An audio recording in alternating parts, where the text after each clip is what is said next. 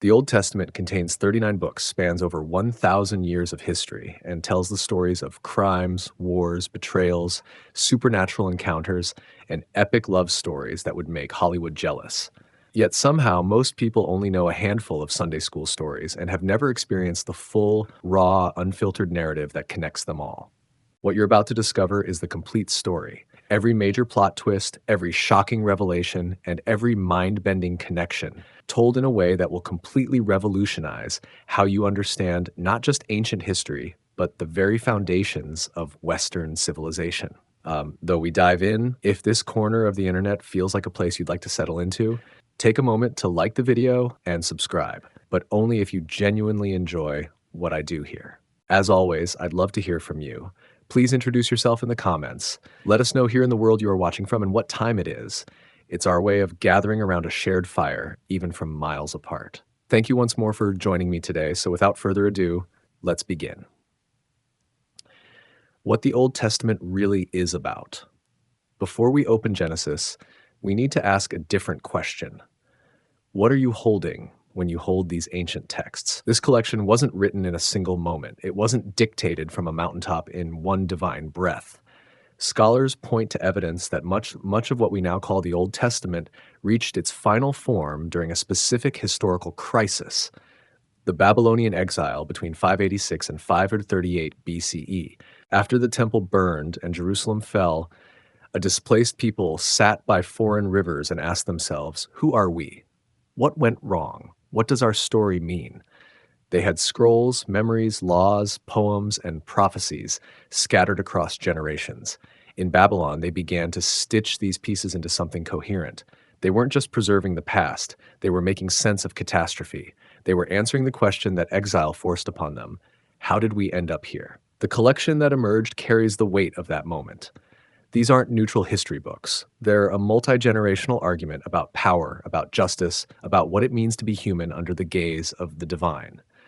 The texts debate with each other. They contradict, they revise, they remember differently. At the heart of this collection lives a revolutionary idea: one God. Not a pantheon of territorial deities fighting for supremacy, but a single, universal force who created everything. This God doesn't need temples to contain him or sacrifices to feed him. This God can't be controlled through ritual alone. But here's where the story gets strange. This universal God makes a particular choice. Not an empire, not a superpower with armies and wealth, a family. A flawed, broken, constantly failing family.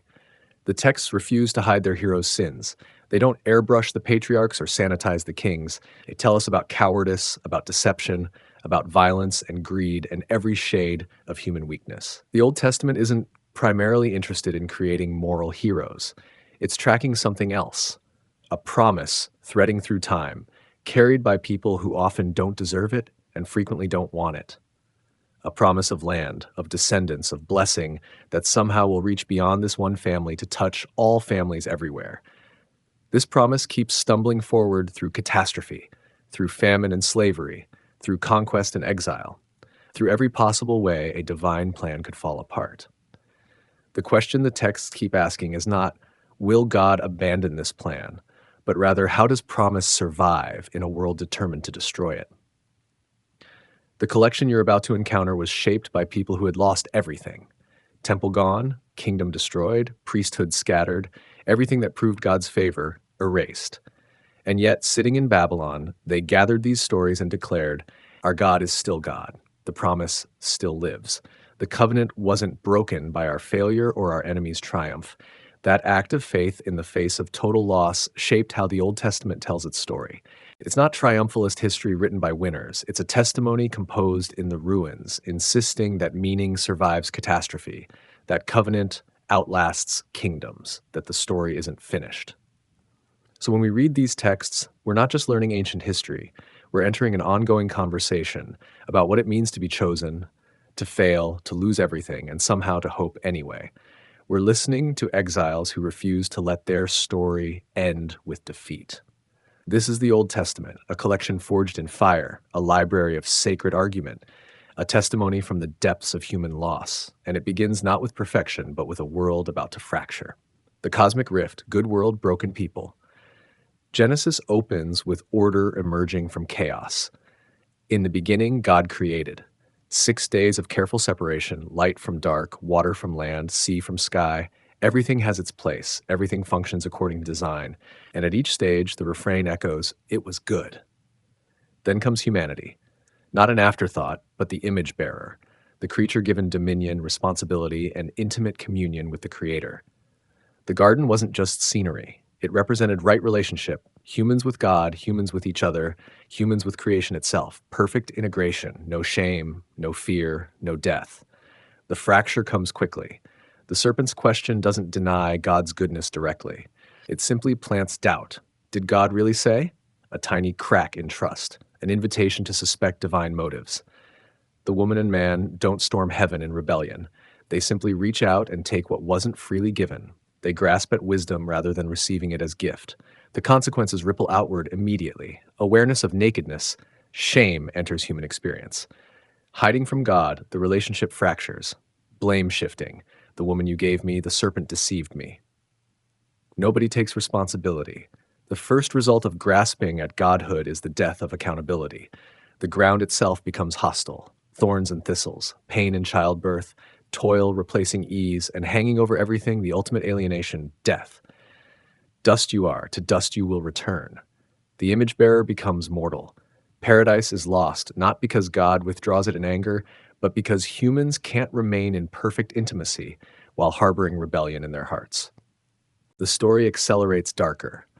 Cain brings an offering to God, but his heart isn't in it. When his sacrifice isn't accepted, rage consumes him. God warns him directly. Sin is crouching at your door. It desires to have you, but you must rule over it.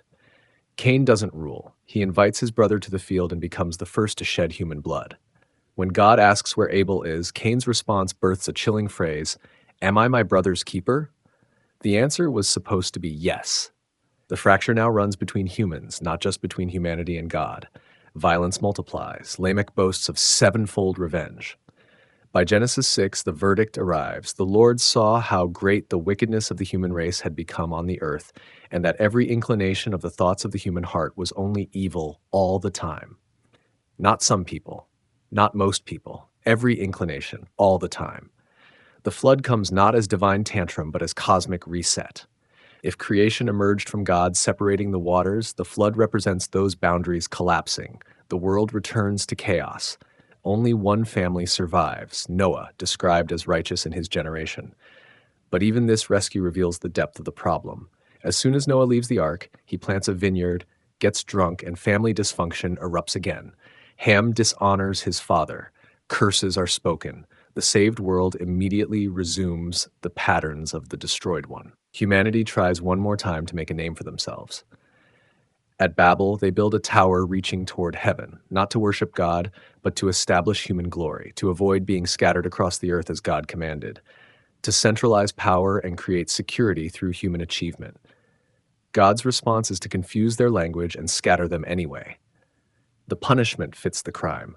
They wanted unity apart from God, so God fractures their ability to unify at all. Genesis 1 through 11 establishes the central problem.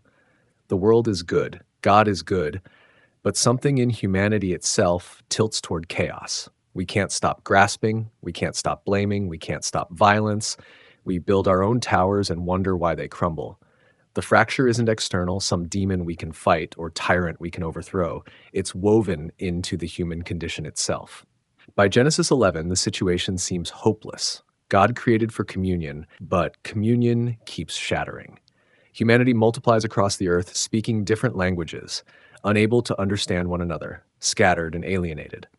The promise of Genesis 1, be fruitful and multiply, has been fulfilled, but it looks nothing like the intended blessing.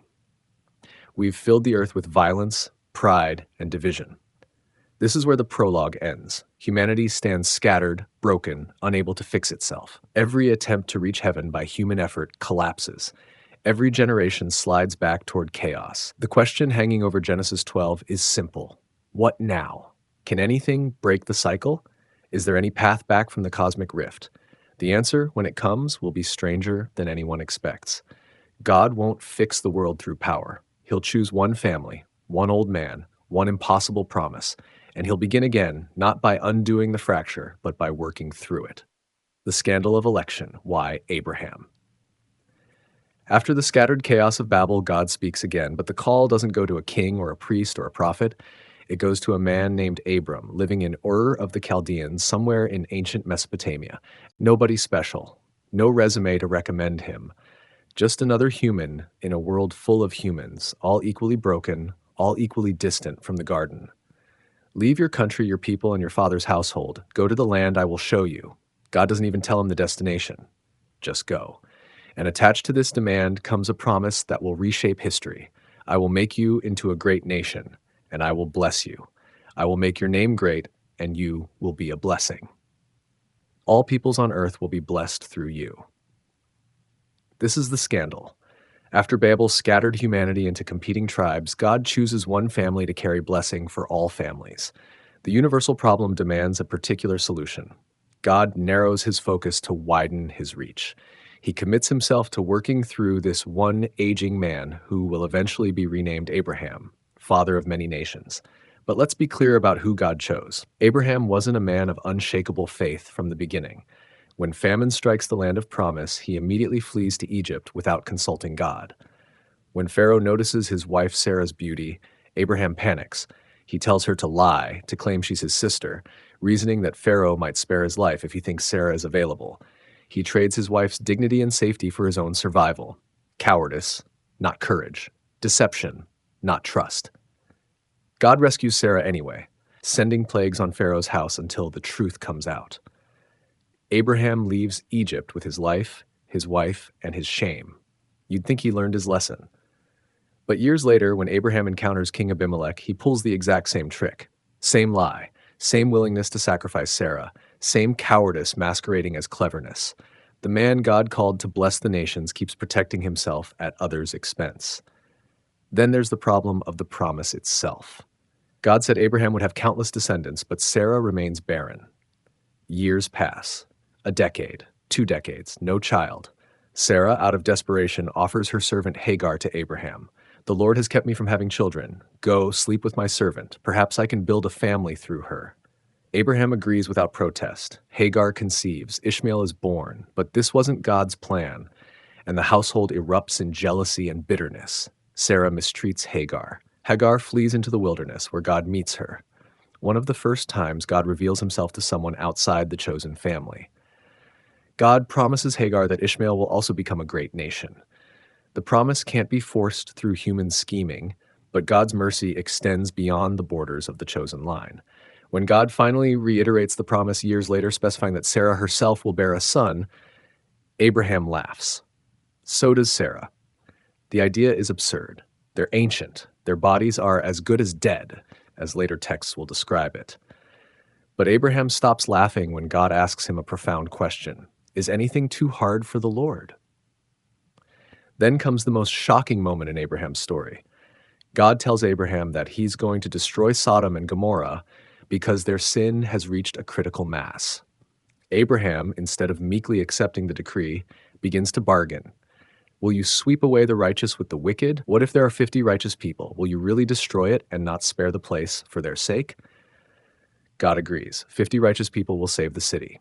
Abraham keeps negotiating. 45, 40, 20, 20, finally 10. God agrees to spare the entire city if just 10 righteous people can be found there. Abraham dares to argue with God about justice, essentially saying, your judgment must match your character. The judge of all the earth must do right. This passage reveals something profound about the covenant relationship. Abraham isn't a mindless servant. He's a partner who can question, challenge, and appeal to God's own nature. The relationship isn't based on Abraham's perfection, but on God's willingness to work with deeply flawed humanity. Abraham's boldness here stands in stark contrast to his earlier cowardice. He couldn't protect his wife, but he'll stand in the gap for strangers in a doomed city. Sodom is destroyed. Not even 10 righteous souls could be found. But the question lingers. Why did God choose Abraham? He's fearful, he schemes, he doubts, he fails constantly. The only answer the text offers is grace. Not Abraham's merit, but God's mysterious choice. Election is a scandal because it bypasses every human system of worthiness. The call of Abraham reverses the curse of Babel. At Babel, humanity tried to make a name for themselves. God said to Abraham, "I will make your name great." At Babel, people tried to avoid being scattered. God told Abraham to leave everything and scatter himself across unknown lands. At Babel, humans sought security in towers. God offered Abraham only promise and journey. This is the pattern. God doesn't choose power. He chooses vulnerability. Not the king of Ur, but a migrant from Ur. Not the empire, but the nomad. Not the strong and certain, but the weak and wandering. The blessing meant for all nations begins with one old couple, laughing at the impossibility of the promise. Abraham's story establishes the most important lesson of the Old Testament. God's covenant survives human failure. It doesn't require perfect saints. It requires people willing to walk forward despite their cowardice, despite their doubt, despite their spectacular mistakes. The promise isn't fragile. It's anchored in the character of the promise maker, not the worthiness of the promise receiver. When Abraham finally has Isaac through Sarah, the promise seems secure. But then God asks for the unthinkable: sacrifice Isaac. Abraham goes through with it, raising the knife before God provides a ram. Was it a test of faith? An ancient echo of pagan practices God was redefining? The text doesn't fully explain, but it shows Abraham willing to trust even when trust makes no sense. The scandal of election is this: God chose Abraham not because Abraham was exceptional, but to demonstrate that grace is exceptional. The blessing comes through failure, through barrenness, through impossible odds. It's a pattern that will repeat through every generation. The family God chose to bless the world is the family that constantly demonstrates why the world needs blessing in the first place. The birth of an identity: wombs, wells, and deceptions. If Abraham's story is about the scandal of divine choice, the next generation reveals how that promise survives through the most unlikely agents: women, in a patriarchal world. The matriarchs don't wait passively for blessing to arrive. They fight for it, scheme for it, suffer for it. In their hands, the future of God's promise teeters on the edge of destruction and somehow survives. Sarah's story doesn't end with Isaac's birth. Her presence shaped the family identity through fierce protection. When she saw Ishmael mocking Isaac at a feast, she demanded Abraham send Hagar and Ishmael away. "Get rid of that slave woman and her son. He will not share in the inheritance with my son Isaac." Abraham was distressed, but God confirmed Sarah's harsh judgment. Whatever Sarah tells you, listen to her voice. The chosen line would go through Isaac alone. The promise narrows again, but Isaac's wife Rebekah proves even more decisive in shaping the family destiny. When Rebekah was barren, a repeated pattern in this family, Isaac prayed and she conceived twins. They fought in her womb. God told her directly, "Two nations are in your womb. The older will serve the younger." Esau came out first, red and hairy, a hunter. Jacob came out grasping Esau's heel, already fighting for primacy. Isaac favored Esau. Rebekah favored Jacob. When Isaac grew old and blind, he prepared to give Esau the blessing that would establish him as the family leader and heir to the promise. But Rebekah overheard the plan. She knew what God had told her: the younger would rule. Isaac's preference for Esau contradicted the divine word she had received. So she acted. She made savory food like Esau would prepare. She covered Jacob's smooth skin with goat hair to mimic Esau's roughness. She sent Jacob in to deceive his blind father. Jacob hesitated, not from moral qualms, but from fear of getting caught. What if my father touches me? I'll seem like a trickster, and he'll curse me instead of blessing me. Rebekah took that risk on herself. Let the curse fall on me. Just do what I say. Jacob goes in. Isaac is suspicious. The voice is Jacob's voice, but the hands are Esau's hands. He touches Jacob's hairy arms and is fooled. He gives the blessing meant for Esau to Jacob. "May nations serve you and peoples bow down to you. Be lord over your brothers." Once spoken, the blessing carried weight. It couldn't be taken back. When Esau returned and discovered the theft, his cry shattered the tent. "Bless me too, my father." But Isaac had nothing left to give except a lesser prophecy. Esau would live by the sword and serve his brother, though one day he might break free. Esau's hatred burned so hot that Rebekah had to send Jacob fleeing for his life. Here's the profound discomfort. Rebekah was right. God had said the older would serve the younger, but she achieved God's plan through deception and family destruction. Jacob received the blessing, but at the cost of becoming a fugitive, never to see his mother again. Was Rebekah's scheming faith or faithlessness? The text doesn't judge, it simply reports. The promise advances, but the family splinters. Jacob fled to his uncle Laban's household, where he encountered the next woman who would fight for her place in the story, Rachel. Jacob saw Rachel at a well and immediately fell in love. He agreed to work 7 years for Laban to earn her hand in marriage. The text says those 7 years seemed like only a few days because of his love for her. But on the wedding night, Laban substituted Leah, his older daughter, in place of Rachel. Jacob woke up married to the wrong woman. When he confronted Laban, his uncle shrugged, "We don't give the younger daughter before the older." Jacob the deceiver was deceived. The man who stole his older brother's blessing now found himself tricked into marrying the older sister.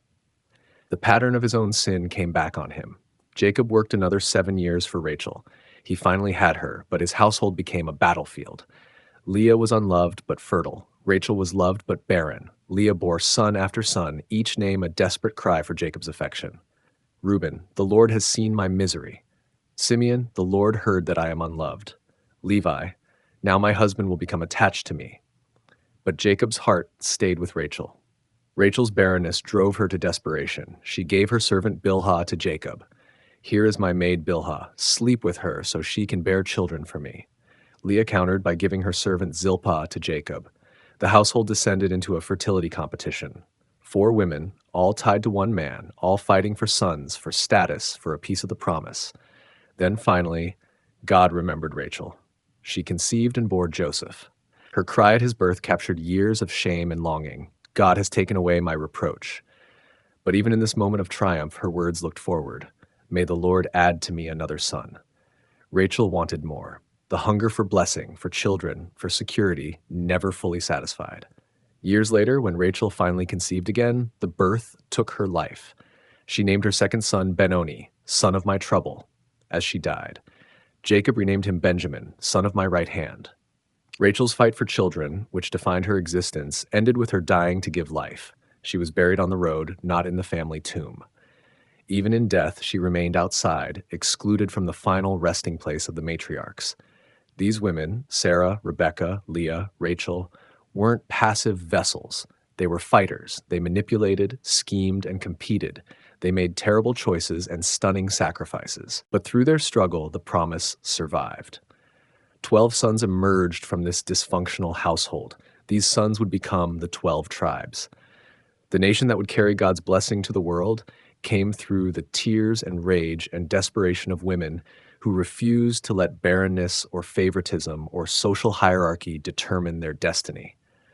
The wells where they met their husbands became symbols of hope and encounter with the divine.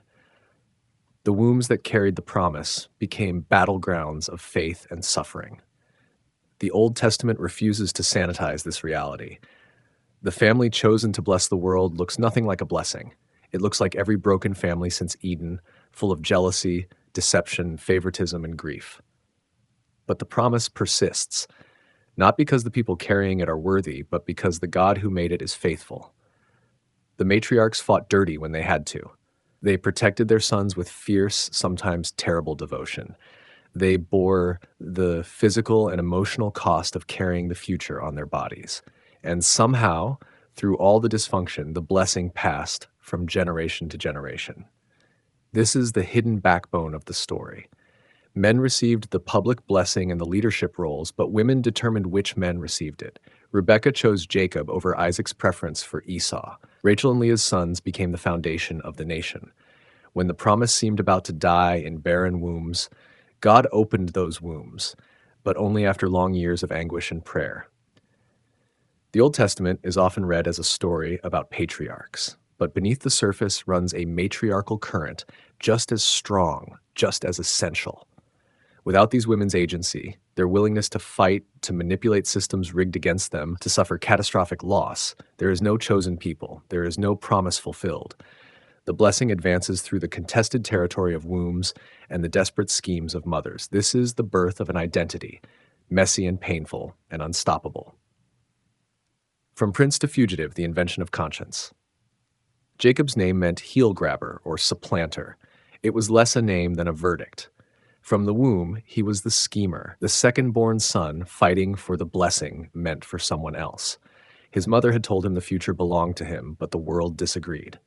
So Jacob spent his early years reaching for what wasn't freely given. He bought Esau's birthright for a bowl of stew. He stole his father's blessing through deception. He became exactly what his name predicted, a grabber. But after stealing the blessing, Jacob's life unraveled. Esau wanted him dead. Rebekah sent him fleeing to her brother Laban's household hundreds of miles away. Jacob the prince became Jacob the fugitive, running for his life with nothing but a staff and the clothes on his back. Everything he grasped had slipped through his fingers. On his first night away from home, sleeping on stones in the wilderness, Jacob had a dream. A ladder stretched from earth to heaven. Angels ascended and descended. God stood above it and spoke the promise again. I am the Lord, the God of Abraham and Isaac. I will give you and your descendants the land on which you are lying.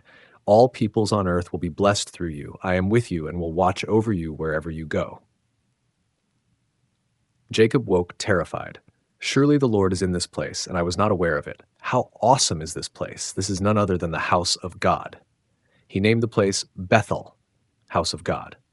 But Jacob's response to God's unconditional promise was conditional. If God will be with me and watch over me and give me food and clothes, and if I return safely to my father's household, then the Lord will be my God. If. Jacob couldn't stop bargaining. Even when grace spoke without condition, Jacob added terms. The heel grabber wanted a deal, not a gift. For 20 years, Jacob lived under his uncle Laban's authority, and Laban treated him exactly as Jacob had treated others. Laban tricked him into marrying Leah instead of Rachel. Laban changed his wages 10 times. Every scheme Jacob devised to build wealth, Laban found a way to undercut. Jacob the deceiver learned what it meant to be deceived. The universe became a mirror, reflecting his own sins back at him. But slowly, something changed in Jacob. He worked 14 years for Rachel, 7 years twice over, displaying a patience he'd never shown before. He built a household despite Laban's manipulation. He became a father to 12 sons and a daughter, learning to carry responsibility for people beyond himself. When God finally told Jacob to return to the land of his fathers, Jacob gathered his family and left in secret, knowing Laban would try to stop him. Laban pursued. The confrontation could have turned violent, but both men, after airing grievances, made a covenant of peace. Jacob set up a stone marker and said, "May the Lord keep watch between you and me when we are away from each other." It was a boundary, not a friendship, but it was something Jacob had never managed before, resolution without trickery. Then came the test.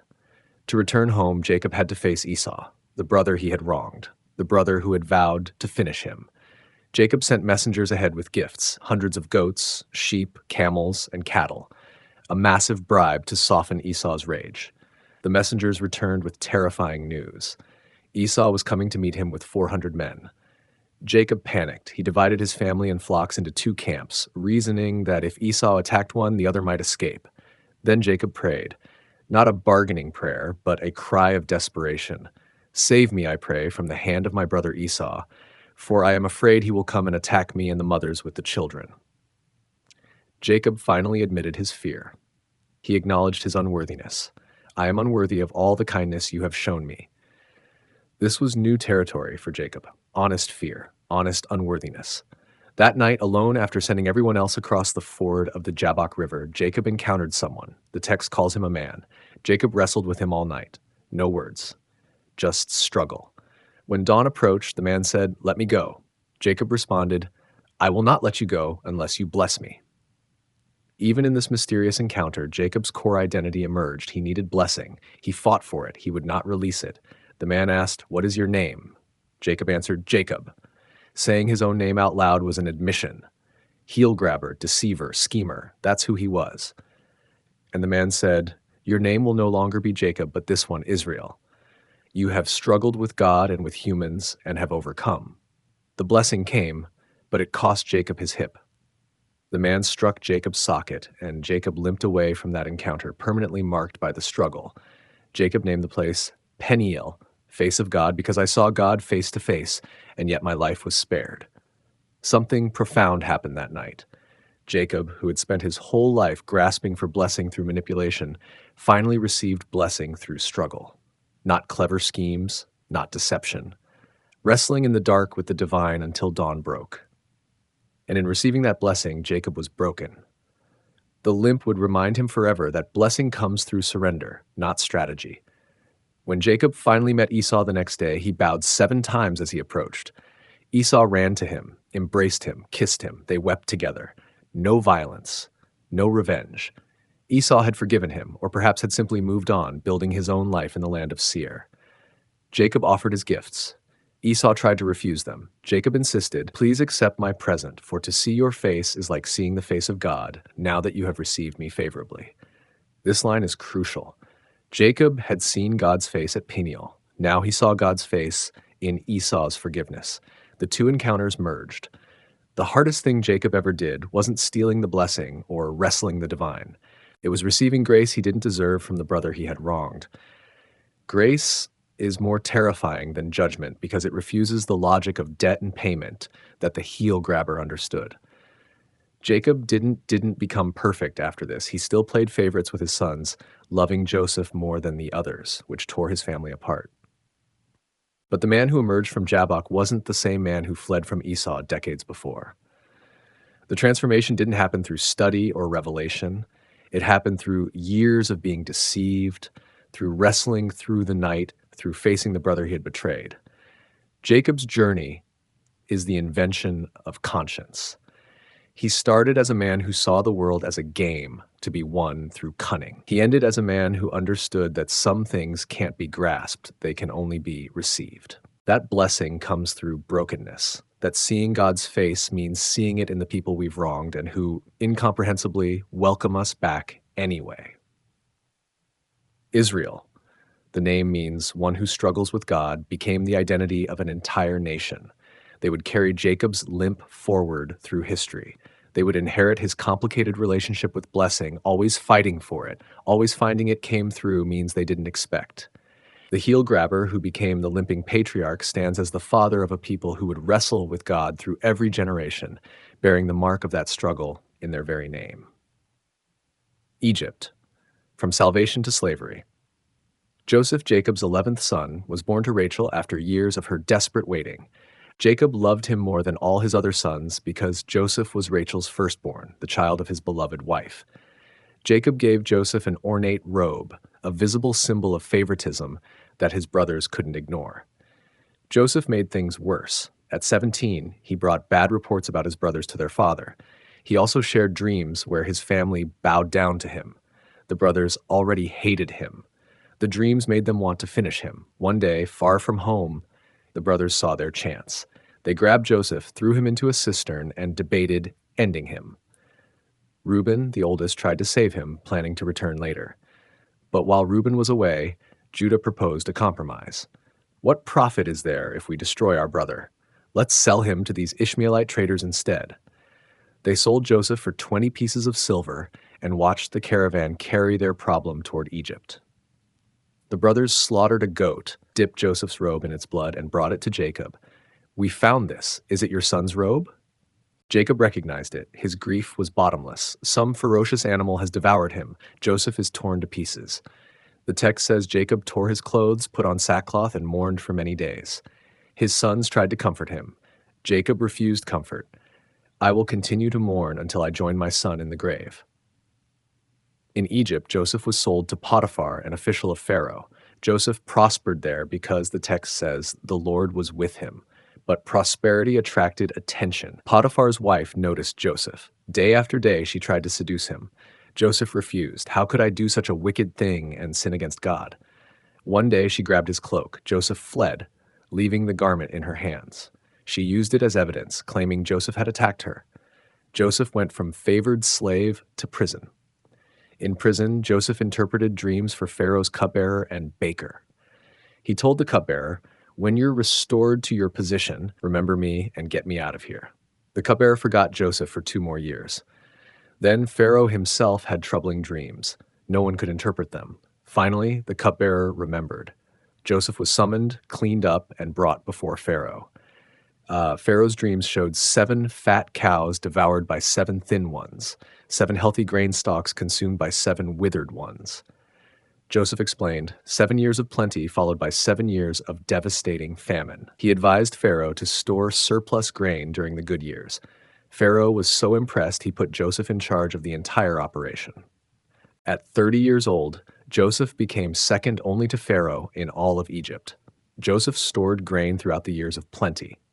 When famine struck, it wasn't limited to Egypt. It spread across the known world, including Canaan, where Jacob and his sons lived. Jacob heard there was grain in Egypt and sent his sons to buy food. Joseph recognized his brothers immediately. They didn't recognize him. He wore Egyptian clothes, spoke through an interpreter, held absolute power. The shepherd boy they sold 20 years ago now controlled their survival.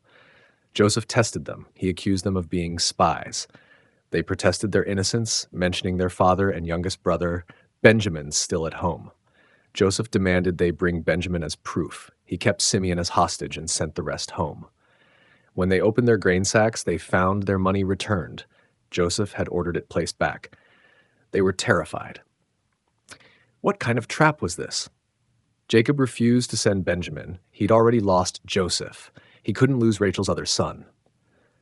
But famine pressed them. Finally, Judah pledged his own life as guarantee for Benjamin's safety. Jacob let Benjamin go, sending double the money and gifts to appease the Egyptian lord they didn't realize was their brother. When Joseph saw Benjamin, he had to leave the room to weep. He couldn't maintain the facade, but he gave them grain and again hid their money in their sacks, plus his own silver cup in Benjamin's bag. After they left, Joseph sent servants to catch them, accuse Benjamin of theft, and drag them all back. Joseph declared Benjamin would become his slave. The others could go free. Judah, who once suggested selling Joseph, now stood between Benjamin and slavery. His speech to Joseph is one of the most moving in Scripture. He explained their father's grief over losing Joseph. He described Jacob's fragile life tied to Benjamin's safety. He offered himself as a slave in Benjamin's place. How can I go back to my father if the boy is not with me? I couldn't bear to see the anguish that would overcome my father. Joseph broke. He sent all his attendants away and wept so loudly the entire palace heard. I am Joseph. Is my father still living? His brothers were speechless, terrified. Joseph told them not to be distressed or angry with themselves. It was not you who sent me here, but God. God sent me ahead of you to preserve life. He meant it for good, to accomplish what is now being done, the saving of many lives. This interpretation of his suffering is crucial. Joseph didn't deny their sin or minimize his pain, but he saw a larger pattern: their betrayal, Potiphar's wife's lie, the cupbearer's forgetfulness. All of it positioned Joseph to save his family when famine struck. The theology here is complex. God didn't cause their evil, but he used it. He wove it into a purpose they couldn't see. Jacob's family migrated to Egypt, 70 people total. Pharaoh welcomed them, giving them the land of Goshen, the best region for herding. Jacob met Pharaoh and blessed him, an old shepherd blessing the most powerful ruler on earth. The promise had survived. The family was safe. Joseph had saved them. But here's the tragic irony. Joseph's administrative genius saved Egypt through famine by centralizing all resources under Pharaoh's control. When people ran out of money to buy grain, they sold their livestock. When livestock ran out, they sold their land. When land ran out, they sold themselves. Joseph transformed Egypt into a system where Pharaoh owned everything and everyone, except the priests. The people became serfs on their own former land, paying 1/5 of all produce as tax. This centralization worked during famine, but it created a structure of absolute power and control. When the book of Exodus opens, generations later, a new Pharaoh rises who doesn't remember Joseph. He sees the Hebrews, numerous and thriving in Goshen, as a threat. The very system Joseph built to save his family becomes the machinery of their oppression. The Hebrews multiply, they prosper, they fill the land.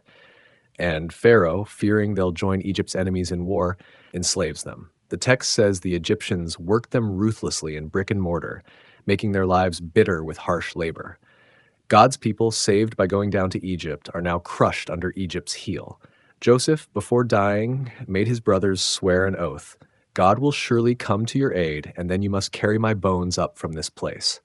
He died at 110, was embalmed, and placed in a coffin in Egypt.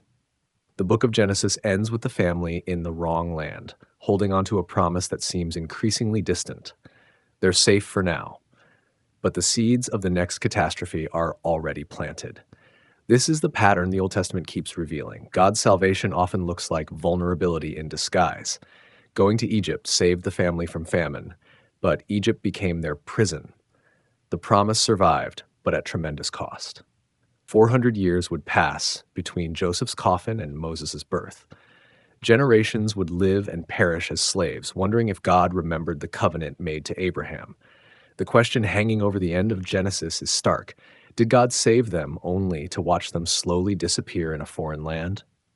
The unpronounceable God, Moses at the burning bush, centuries passed in silence. The book of Exodus opens with a census. The sons of Jacob who went to Egypt, 70 people total, now multiplied beyond counting. The text says they multiplied greatly and became exceedingly numerous, so that the land was filled with them. But a new king rose over Egypt who did not know Joseph, didn't remember, didn't care. Fear replaced memory. Pharaoh looked at the Hebrews and saw a demographic threat.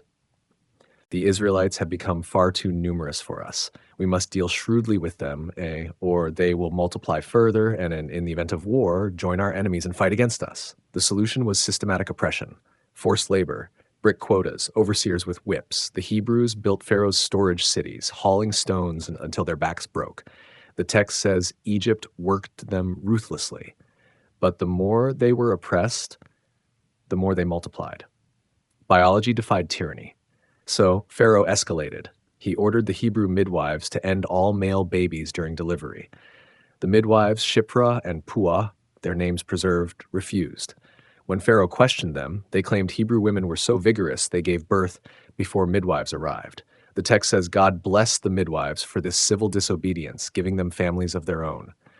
Pharaoh issued a final order. Every Hebrew boy that is born you must throw into the Nile. The river that gave Egypt life became a grave for Hebrew infants. Into this genocidal context, Moses was born. His mother hid him for 3 months. When she could no longer conceal him, she made a basket, waterproofed it with tar and pitch, and placed the baby in it among the reeds along the Nile's bank. His sister Miriam watched from a distance. Pharaoh's daughter came to bathe and saw the basket. She opened it. The baby cried. The text says she felt sorry for him. "This is one of the Hebrew babies," she said. She knew. She understood the edict, and she chose mercy. Miriam stepped forward and asked if she should find a Hebrew woman to nurse the child. Pharaoh's daughter agreed. Miriam brought the baby's own mother. Moses was nursed by his biological mother, raised in Pharaoh's house, and educated as an Egyptian prince. The child marked for death by the Nile became the grandson of the man who ordered the drowning. Moses grew up between worlds, Hebrew by blood, Egyptian by culture. When he was an adult, he went out to where his people were laboring and saw an Egyptian beating a Hebrew. Moses looked around, saw no one watching, and struck the Egyptian down. He buried the body in the sand, thinking the act was hidden. The next day, 2 Hebrews were fighting. Moses tried to intervene. One of them said, "Who made you ruler and judge over us? Are you thinking of ending me as you did the Egyptian?" Moses realized his secret was known. When Pharaoh heard about it, he tried to have Moses executed. Moses fled east into the wilderness of Midian. He sat by a wells again, places of encounter and transition. 7 daughters of a Midianite priest came to water their father's flock. Shepherds drove them away. Moses stood up and helped the women water their animals. Their father Jethro invited Moses in, and Moses married one of the daughters, Zipporah. He became a shepherd in Midian, the land of his exile. His first son he named Gershom, saying, "I have become a foreigner in a foreign land." Moses was a man without a home.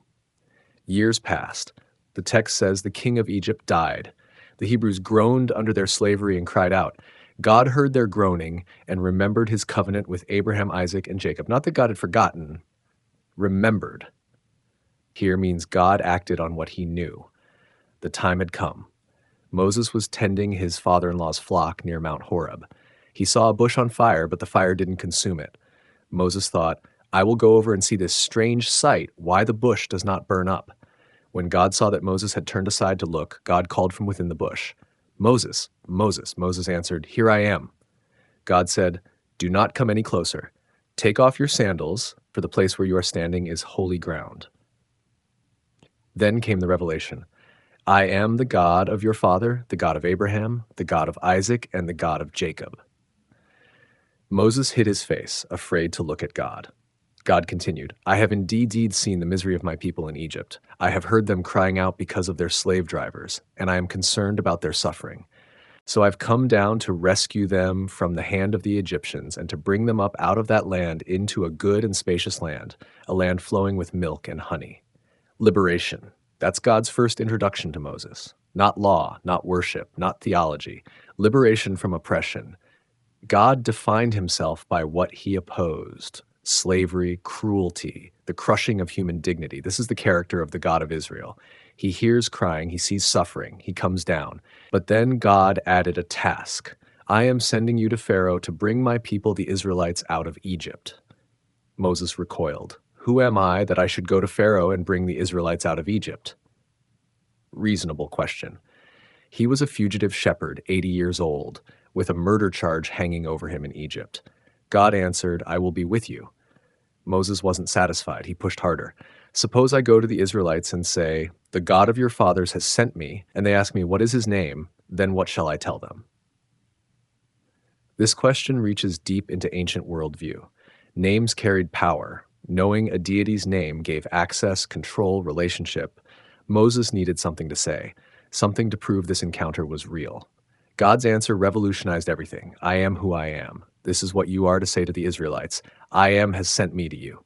The name wasn't really a name. It was a verb.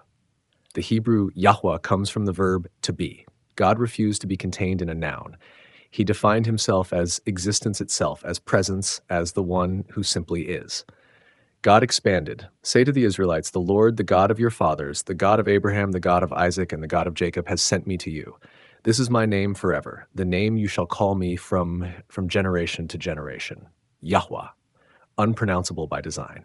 Jewish tradition came to treat it with such reverence they never spoke it aloud, substituting Adonai, Lord, instead. The name became a mystery, a verb that refused to be captured or controlled. Moses still resisted. What if they don't believe me? God gave him signs, a staff that turned into a snake, a hand that became leprous and then healed. Moses tried another angle. I'm not eloquent. I'm slow of speech. God's patience thinned. Who makes mouths? Who makes people deaf or mute? Is it not I, the Lord? Now go. I will help you speak and teach you what to say. Moses made one last plea. Please send someone else. The text says God's anger burned against Moses, but he relented. Your brother Aaron is already on his way to meet you. He speaks well. I will help both of you speak and teach you what to do. He will speak to the people for you, and you will be to him as God is to the prophet. Moses returned to Egypt. The staff in his hand carried the authority of the unpronounceable name. The man who fled as a murderer came back as a prophet, but he came reluctant, uncertain, convinced he was the wrong choice. God didn't need Moses' confidence. God needed Moses' obedience. The revelation at the burning bush established the foundation of Israel's faith. God is not a distant deity needing appeasement. He is present. He hears. He sees. He cares about the condition of slaves. His very name is an active being of presence, of existence intersecting with human suffering. And this God's primary character trait isn't power, it's liberation. He comes down not to receive worship, but to break chains. When Moses asked God's name, he received not a title, but a promise. I am, which means I will be there. I will be with you. My name is my presence, and my presence is your deliverance. This is who calls Moses out of the wilderness. This is who declares war on Pharaoh's empire. Not a tribal deity fighting for territory, but existence itself intervening on behalf of the oppressed. The contest of symbols, plagues as cosmic warfare. Moses and Aaron stood before Pharaoh with a simple demand, let my people go. Pharaoh's response was predictable. Who is the Lord that I should obey him and let you go? I do not know the Lord, and I will not let the chosen people go. This wasn't just political resistance, it was theological war.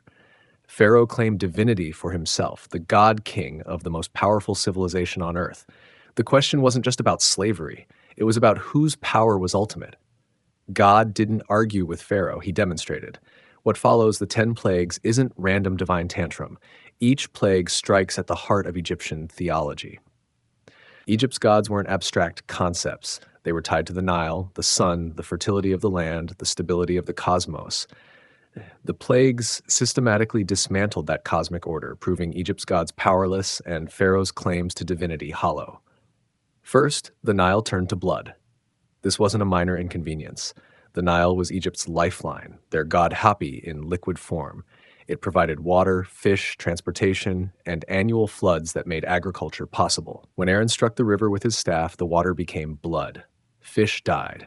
The river stank. For 7 days, Egyptians dug along the banks searching for drinkable water. The god of the Nile couldn't save his own river. Pharaoh's magicians replicated the trick through their secret arts. Pharaoh hardened his heart. Second plague, frogs. They swarmed from the Nile, covering the land, filling houses, ovens, and beds. The goddess Heket, depicted as a frog, represented fertility and childbirth. Now frogs became a curse, a mockery. The magicians could produce more frogs but couldn't remove them. Pharaoh begged Moses to pray for relief, promising to let the people go. The frogs died. Pharaoh broke his promise. Third plague, gnats rose from the dust. The magicians tried and failed to replicate this. They told Pharaoh, "This is the finger of God."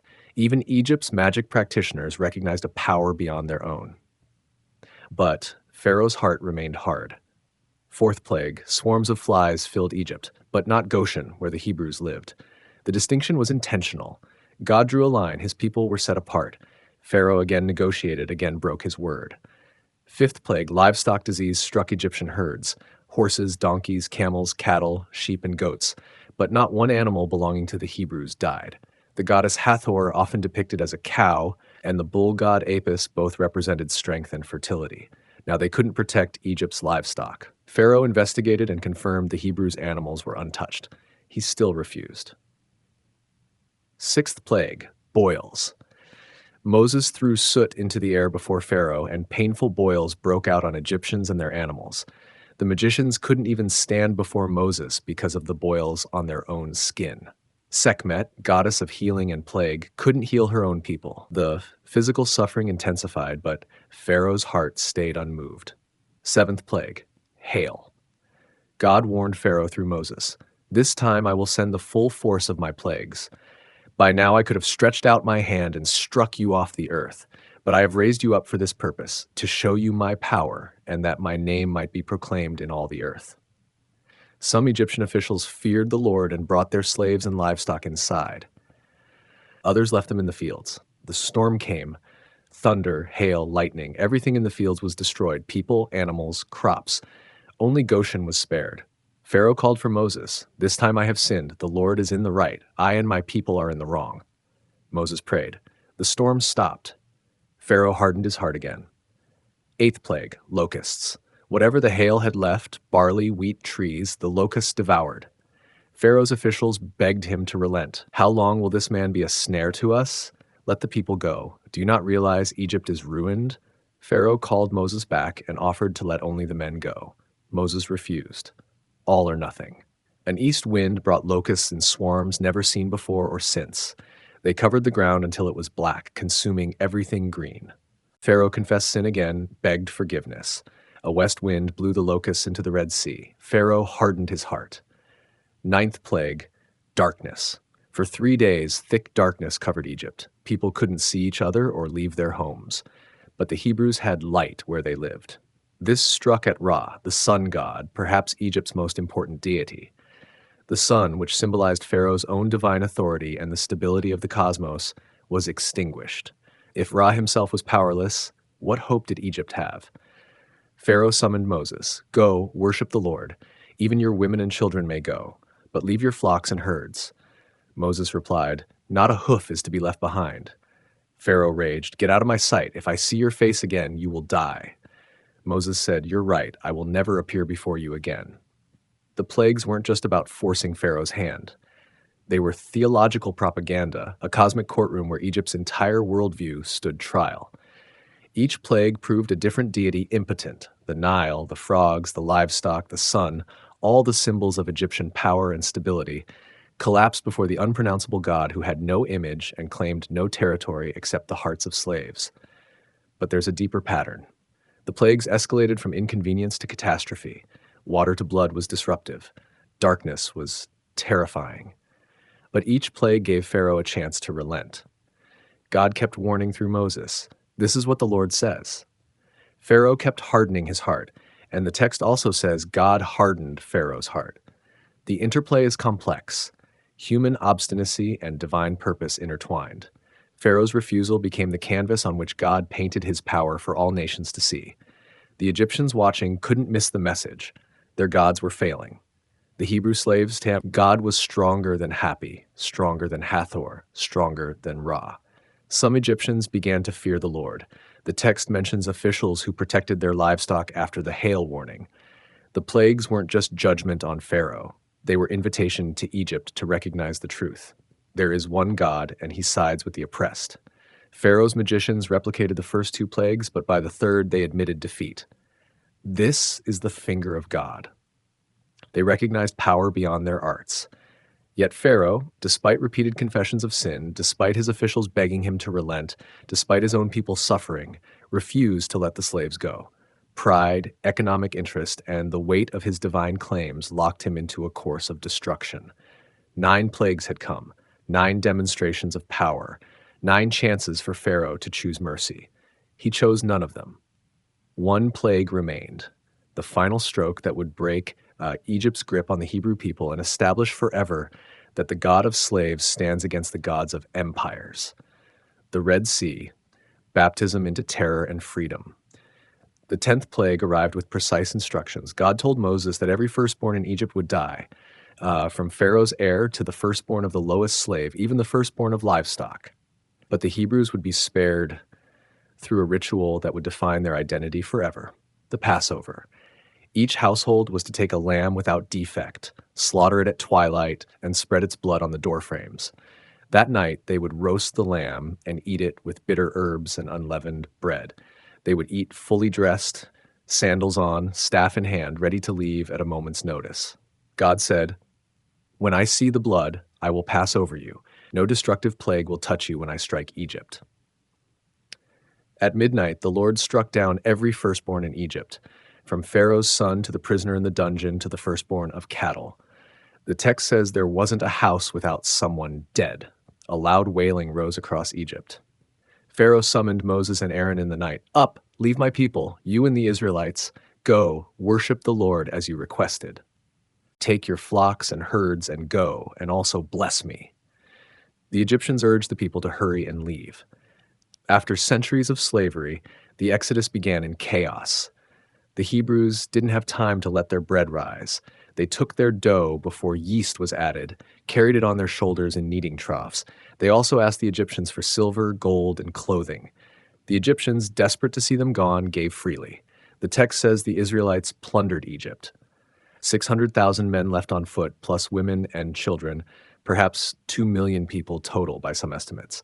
A mixed crowd of other oppressed people joined them.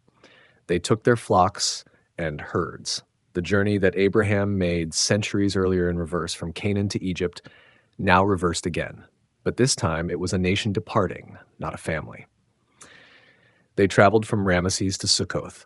God led them by a pillar of cloud during the day and a pillar of fire at night. But God didn't lead them along the coastal road toward Philistine territory, even though that was shorter. The text says God knew if they faced war too soon, they might turn back to Egypt. So God led them toward the Red Sea, along the desert route. Moses carried Joseph's bones with him, fulfilling the oath Joseph had made centuries before. God will surely come to your aid, and then you must carry my bones up with you. The dead patriarch traveled with the living nation, a connection between the promise given to Abraham and this moment of fulfillment. Meanwhile, back in Egypt, Pharaoh's heart changed again. He and his officials asked, "What have we done?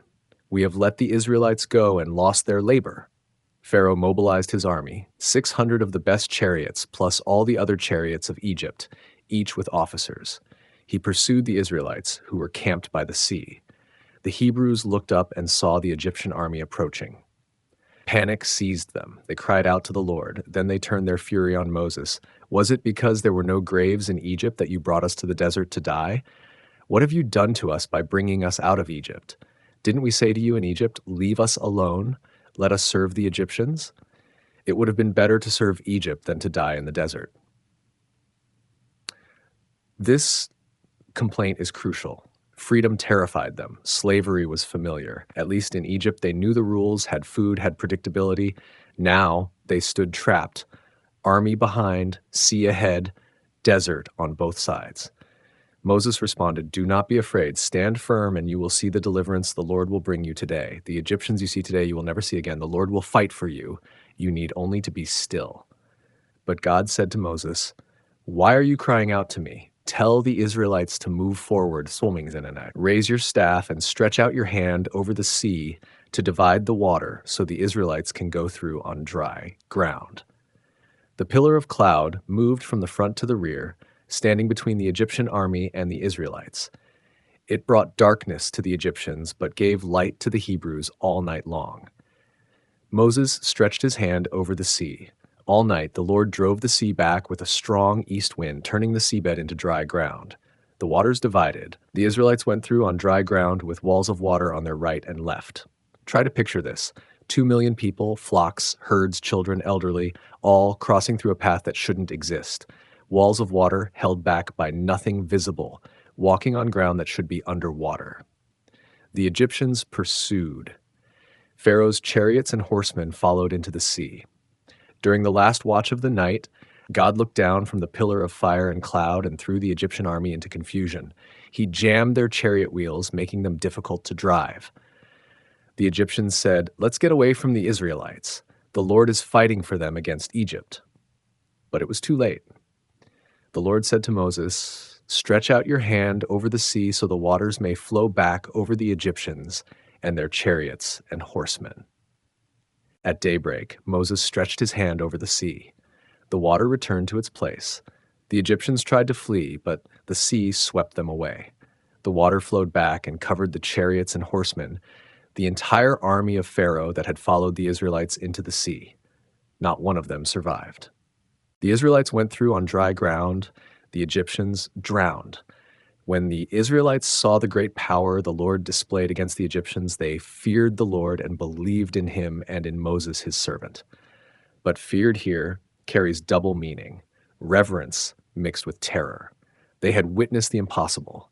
They had been saved by violence that destroyed their oppressors utterly. Moses and the people sang a song, one of the oldest texts in the entire Bible, scholars believe. "I will sing to the Lord, for he has triumphed gloriously. Horse and rider he has thrown into the sea. The Lord is my strength and my defense. He has become my salvation." The song celebrated Yahweh as a warrior. It proclaimed that Pharaoh's chariots lay shattered in the depths. It declared that no God compared to the Lord.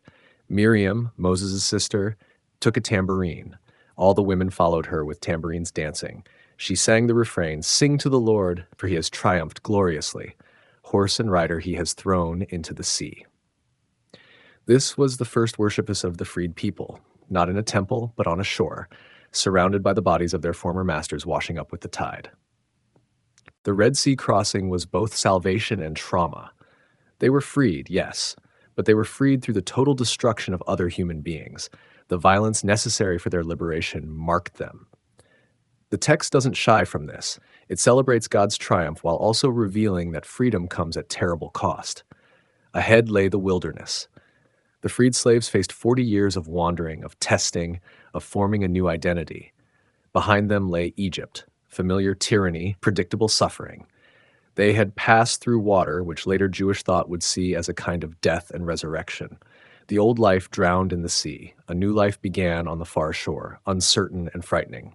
The crossing established a pattern. God saves through impossible means. He parts what can't be parted. He makes paths where no paths exist. And he does this not because his people are worthy, but because he is faithful to his promise. People didn't earn this rescue. They complained and wanted to return to slavery. But the covenant God made with Abraham persisted, despite their fear and doubt. From this moment forward, everything would be measured against the Exodus. Every prophet would invoke it. Every generation would tell the story. The Passover would become the defining ritual. The Red Sea would stand as proof that the God of Israel breaks chains, drowns empires, and makes the impossible actual. But it would also serve as a reminder that freedom is terrifying. that leaving slavery means entering unknown wilderness, and that sometimes the path to life leads directly through the place of death. Law as revolution, Sinai's social experiment. 3 months after leaving Egypt, the Israelites camped in the wilderness of Sinai. The mountain loomed before them. God called Moses up and gave him a message for the people. You yourselves have seen what I did to Egypt, and how I carried you on eagle's wings and brought you to myself. Now, if you obey me fully and keep my covenant, then out of all nations you will be my treasured possession. Although the whole earth is mine, you will be for me a kingdom of priests and a holy nation. Moses brought these words to the people. They responded together, "We will do everything the Lord has said." The covenant was mutual. God had already rescued them. Now came the question, would they order their society according to his vision of justice? God told Moses to have the people consecrate themselves for 2 days. On the third day, God would descend on the mountain in the sight of everyone. Boundaries were set around Sinai. Anyone who touched the mountain would die. On the morning of the third day, thunder and lightning, a thick cloud, and a loud trumpet blast shook the camp. The people trembled. Moses led them toward the mountain. Mount Sinai was covered with smoke because the Lord descended on it in fire. The smoke billowed up like smoke from a furnace. The whole mountain trembled violently. The trumpet blast grew louder. Moses spoke, and God answered him in thunder. Into this terrifying atmosphere, God spoke the 10 Commandments, not as suggestions, not as wisdom for personal flourishing, as covenant stipulations, the basic structure of a society ordered around the worship of Yahweh and the dignity of every person. I am the Lord your God who brought you out of Egypt, out of the land of slavery. The first statement wasn't a command, but a reminder. Your God is the liberator. That identity defines everything that follows. First commandment, you shall have no other gods before me. Second, you shall not make idols. Third, you shall not misuse the name of the Lord your God. These 3 establish exclusive worship. No pantheon, no images, no using God's name for manipulation or empty oaths. Fourth, remember the Sabbath day by keeping it holy. 6 days of work, 1 day of rest. This wasn't primarily about worship services. It was about limiting economic exploitation. Masters, slaves, animals, even foreigners living among you all rest. The system of labor must have built-in limits. No one can be worked continuously. Rest isn't earned, it's commanded. Then come the social commands. 5th, honor your father and mother. 6th, you shall not murder. 7th, you shall not commit adultery. 8th, you shall not steal. 9th, you shall not give false testimony. 10th, you shall not covet. These protect the integrity of the community, family stability, life, marriage, property, truth, and even internal attitudes that lead to outward harm. But the 10 Commandments were just the beginning. What follows in Exodus, Leviticus, and Deuteronomy is a detailed legal code addressing everything from property disputes to sexual ethics to agricultural practices to judicial procedures. Modern readers often find these laws strange or harsh, but in their ancient context, they were revolutionary. Consider the laws about slaves. In the ancient Near East, slavery was universal. The Israelite law didn't abolish it. That would have been unthinkable in that world. But it regulated it in ways that protected human dignity. Hebrew slaves served 6 years and went free in the 7th. If they came married, their wife went free with them. Masters who struck a slave's eye or tooth so badly it was lost had to free the slave as compensation. If a master beat a slave to death, the master faced punishment. This wasn't modern abolition, but it was a massive step toward recognizing that even slaves had rights and couldn't be treated as mere property. Laws about gleaning commanded landowners to leave the edges of their fields unharvested and not to go back for forgotten sheaves. The poor and foreigners could gather what remained. This built social welfare directly into the agricultural system. Harvest wasn't only for profit, it had built-in provision for society's most vulnerable. Every 7th year, the Sabbath year, the land itself rested. No planting, no harvesting. Whatever grew on its own was for everyone: owner, slave, hired worker, foreigner, wild animals. Debts between Israelites were canceled. Hebrew slaves went free. This prevented the permanent concentration of wealth and the creation of a permanent underclass. Every 50th year, the Jubilee went even further. All land returned to its original family ownership. Those who sold land due to poverty got it back. The system had a built-in reset button preventing multi-generational wealth inequality. It acknowledged that ultimately the land belonged to God. People were stewards, not absolute owners. The judicial system required multiple witnesses to convict someone of a crime. One person's testimony wasn't enough. The text commanded, do not pervert justice. Do not show partiality to the poor or favoritism to the great, but judge your neighbor fairly. Justice had to be impartial. Neither poverty nor power should sway the verdict. Laws protected foreigners repeatedly. Do not mistreat or oppress a foreigner, for you were foreigners in Egypt. The memory of their own oppression was supposed to generate empathy. They knew what it meant to be powerless in someone else's land. That experience should shape how they treated outsiders. There were laws about not charging interest on loans to fellow Israelites, about returning a neighbor's cloak taken as pledge before nightfall because they needed it to sleep, about not taking a widow's cloak as security for a loan. The economic system had limits. Making profit off someone's desperation was forbidden. Compare this to Egypt or Babylon. In those empires, law served the king and the elite. The Code of Hammurabi, famous in ancient Mesopotamia, had different penalties depending on social class. A noble who destroyed another noble's eye lost his own eye, but if he destroyed a commoner's eye, he only paid a fine. Justice depended on status. The Sinai covenant flattened this hierarchy. One law for everyone. The text repeated, you shall have the same law for the foreigner and the native born. The king, when Israel eventually had kings, was also under the law. He wasn't the source of law, God was. This created the radical possibility of holding rulers accountable to a standard above themselves. Sinai's laws weren't perfect by modern standards. Women had fewer rights than men. Slavery existed. War was brutal. But within their ancient context, these laws represented a vision of society fundamentally different from Egypt. Egypt centralized everything under Pharaoh. Sinai distributed responsibility and limited exploitation. Egypt built its glory on the backs of slaves. Sinai built Sabbath rest into the calendar. Egypt worshipped visible power. Sinai forbade images and demanded justice. The law was revolutionary because it proposed something unprecedented. A nation without a king, at first, organized around a covenant with an invisible God, structured to prevent exactly the kind of systemic oppression they had just escaped.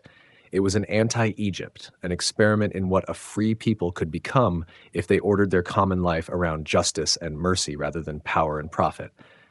But the law came with a warning. Obedience brought blessing, fertility, peace, security. Disobedience brought curse, drought, defeat, exile. The covenant was conditional. God's faithfulness was unconditional. Their experience of blessing depended on their faithfulness. This created tension that would run through the entire Old Testament. Could a nation of freed slaves, traumatized by generations of oppression, build a just society in the wilderness? The law was given. The experiment was about to begin. And before the stone tablets could even be brought down from the mountain, the people would prove how difficult the revolution would be. The golden calf, the relapse. Moses stands on the mountain for 40 days. Below, the people wait. They can see the cloud. They can see the fire. But they cannot see their leader. The waiting becomes unbearable. These are people who spent generations under Egypt's thumb. They know how power works. Power needs a face. Power needs a form you can touch, see, parade through streets. An invisible God who speaks from smoke and fire feels dangerous in its uncertainty. Aaron faces the crowd. They demand something concrete. Studies of ancient Near Eastern religion show us this wasn't unusual. Every nation had visible gods. Statues lined temple halls. Processions carried divine images through city gates. The Israelites had watched these rituals their entire lives in Egypt. Aaron collects their gold. The text doesn't say he resisted. He melts it down and shapes a calf, not a cow, a young bull. In Egyptian iconography, the Apis bull represented strength and fertility. In Canaanite religion, Baal often appeared as a bull. This image carried weight across cultures. The people see it and declare, "These are your gods, Israel, who brought you up out of Egypt." Notice the plural. These are your gods. Some scholars suggest this points to an older tradition where multiple divine images existed. Others argue it's a formulaic phrase. Either way, the declaration rewrites recent history. The calf becomes the liberator. The invisible voice from Sinai fades into background noise. Aaron builds an altar. He proclaims a festival. The people rise early, bring offerings, sit down to eat and drink, then they rise up to revel. The Hebrew word suggests wild celebration. Dancing, probably drunkenness, the kind of religious ecstasy that marked pagan festivals throughout the ancient world. On the mountain, God tells Moses what's happening below. The text presents God's response as raw fury. Your people have corrupted themselves. Not my people anymore. The relationship fractures in a sentence. God threatens to destroy them all and start over with Moses. Make him the new Abraham. Build a new nation from scratch. Moses argues back. He uses three strategies. First, he appeals to God's reputation. Egypt will mock you. They'll say you brought them out just to slaughter them in the desert. Second, he invokes the promise to Abraham, Isaac, and Jacob. You swore to them. Your word matters. Third, he simply intercedes. His advocacy matters. The text says God relents. This troubles many readers. Does God change his mind? Or was this always a test of Moses? The narrative doesn't explain. It presents the exchange as genuine dialogue where human intercession shapes divine response. Moses descends. Joshua meets him partway. They hear noise from the camp. Joshua thinks it's war. Moses knows better. It's singing. Moses reaches the camp. He sees the calf. He sees the dancing. He throws down the stone tablets. They shatter at the mountain's base. The symbol of the covenant breaks on impact. What God wrote with his own finger lies in pieces. Moses burns the calf. He grinds it to powder. He scatters it on water and makes the people drink it. Archaeological studies of gold processing explain this. Ground gold passes through the body unchanged. The people literally excrete their God. It's a brutal, humiliating ritual. Moses confronts Aaron. Aaron's response reveals his character. He blames the people. You know how prone they are to evil. Then comes one of the Bible's most absurd lines. I threw the gold into the fire, and out came this calf, as if the idol formed itself, as if no human hands shaped it. Aaron refuses responsibility completely. Moses stands at the camp entrance. Whoever is for the Lord, come to me. The Levites gather. Moses gives them a horrifying command. Go through the camp. Each man must slay his brother, friend, and neighbor. The text says 3,000 die that day. This violence shocks modern readers. Some scholars argue the number is symbolic rather than literal. Others point to the gravity of covenant violation in ancient contexts. Breaking a treaty with a suzerain meant death. The people had just sworn loyalty to God at Sinai. Weeks later, they worship another deity. In ancient Near Eastern thought, this warranted execution. Still, the text doesn't celebrate this. It presents it as necessary tragedy. Moses tells the Levites they've been ordained for service through this terrible act. The priesthood emerges through blood and broken loyalty. The next day, Moses returns to God. He offers his own life as payment. Blot me out of your book if you won't forgive them. God refuses. Each person bears their own guilt. But the relationship has changed. God will send an angel ahead of them rather than go himself. His presence would consume them. The people hear this and mourn. They strip off their ornaments.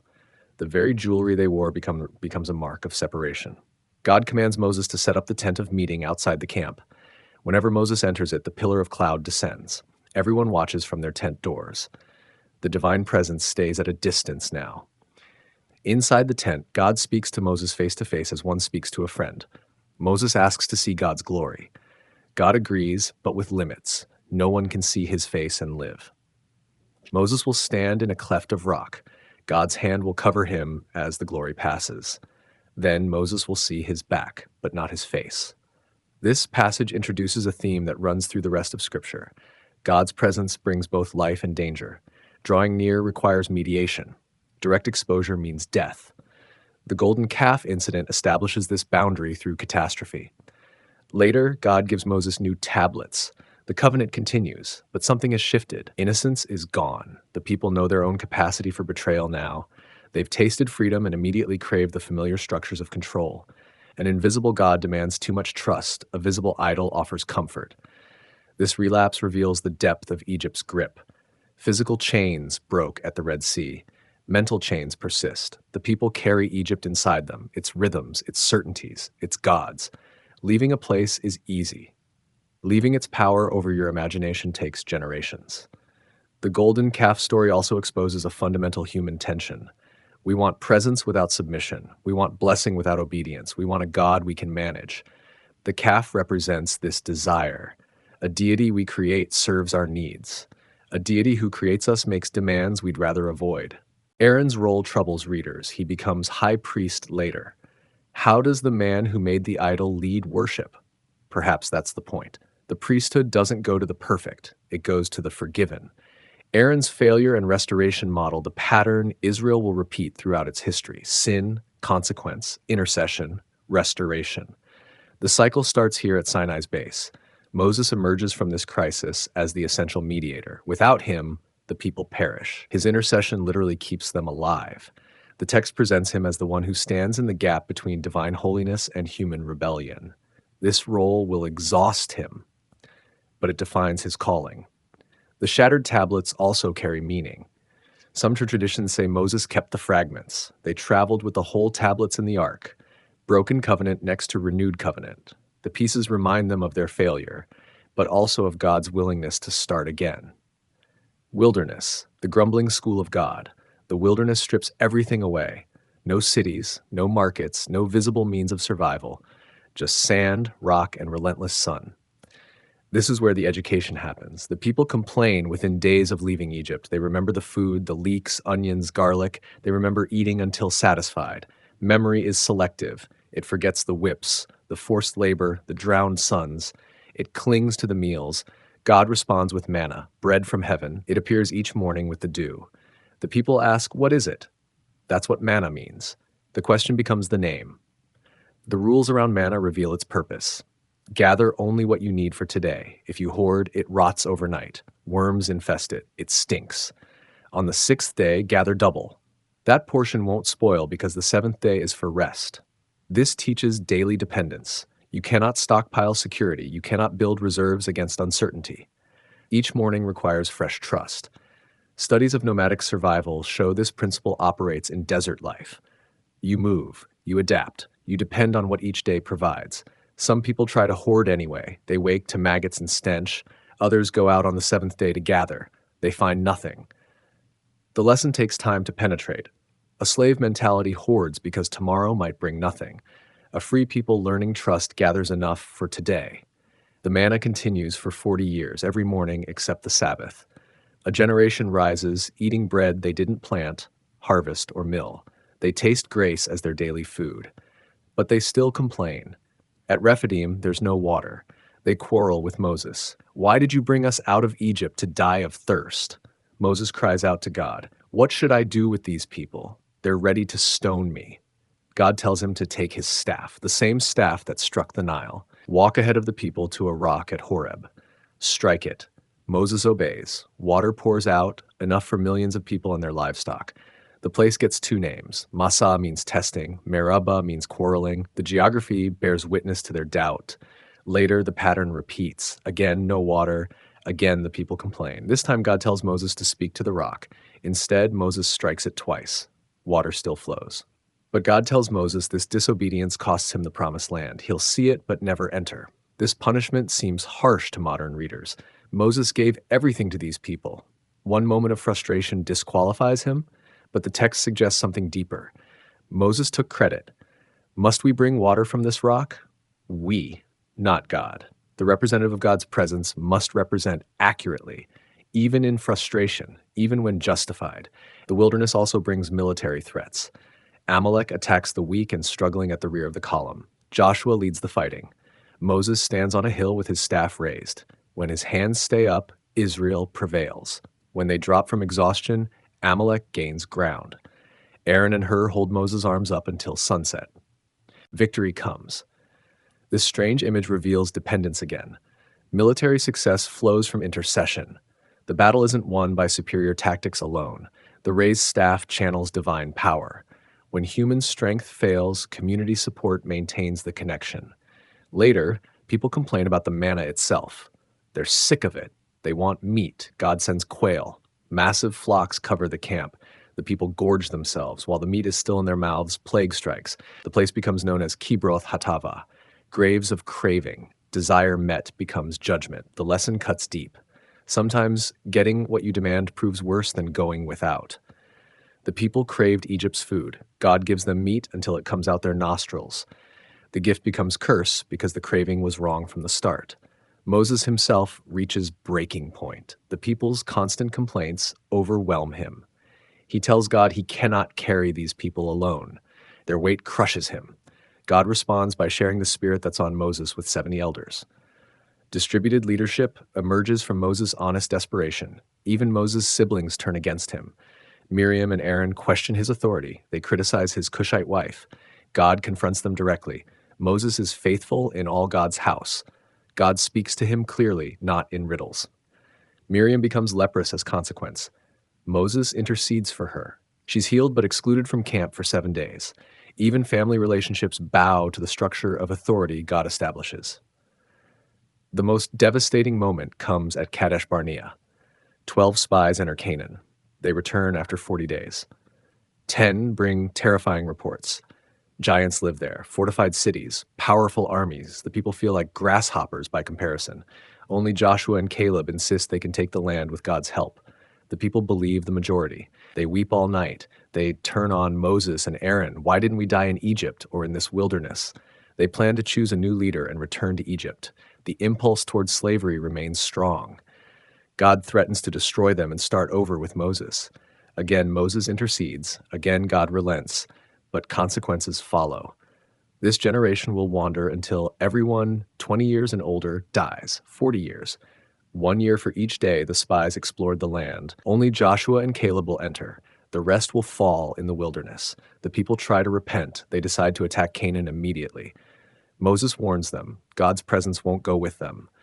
They attack anyway. They're crushed. Presumption fails as badly as fear. The 40 years that follow receive little detail in the text.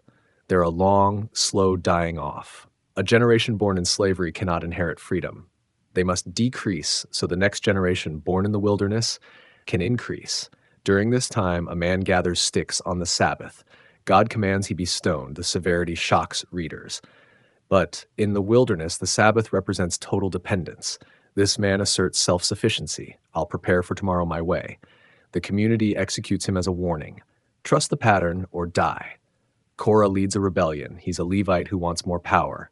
He gathers 250 leaders. They confront Moses. You've gone too far. Everyone in the community is holy. Why do you set yourselves above us? Moses tells them to bring censers the next day. God will show whom he chooses. The earth opens and swallows Korah's household. Fire consumes the 250 leaders. Their censers become covering for the altar, a permanent reminder that unauthorized approach to God brings death. The next day, the people blame Moses for these deaths. Plague breaks out. Moses sends Aaron into the midst of the people with incense. Aaron stands between the living and the dead. The plague stops, but 14,700 died. These harsh stories trouble modern readers, yet they establish a principle. In the wilderness, rebellion equals death. Not because God is capricious, but because the only thing keeping them alive is obedience to the structure God provides. Water from rocks, manna from heaven, cloud and fire for guidance. Without these, they perish. Rejecting the mediator means rejecting the provision. Later in the journey, snakes infest the camp. Venomous bites kill many. The people confess their sin. God tells Moses to make a bronze snake and put it on a pole. Anyone bitten who looks at it will live. The symbol seems strange. Looking at a bronze image brings healing. But that's the lesson again. Trust what God provides, even when it makes no sense. Look and live. Refuse and die.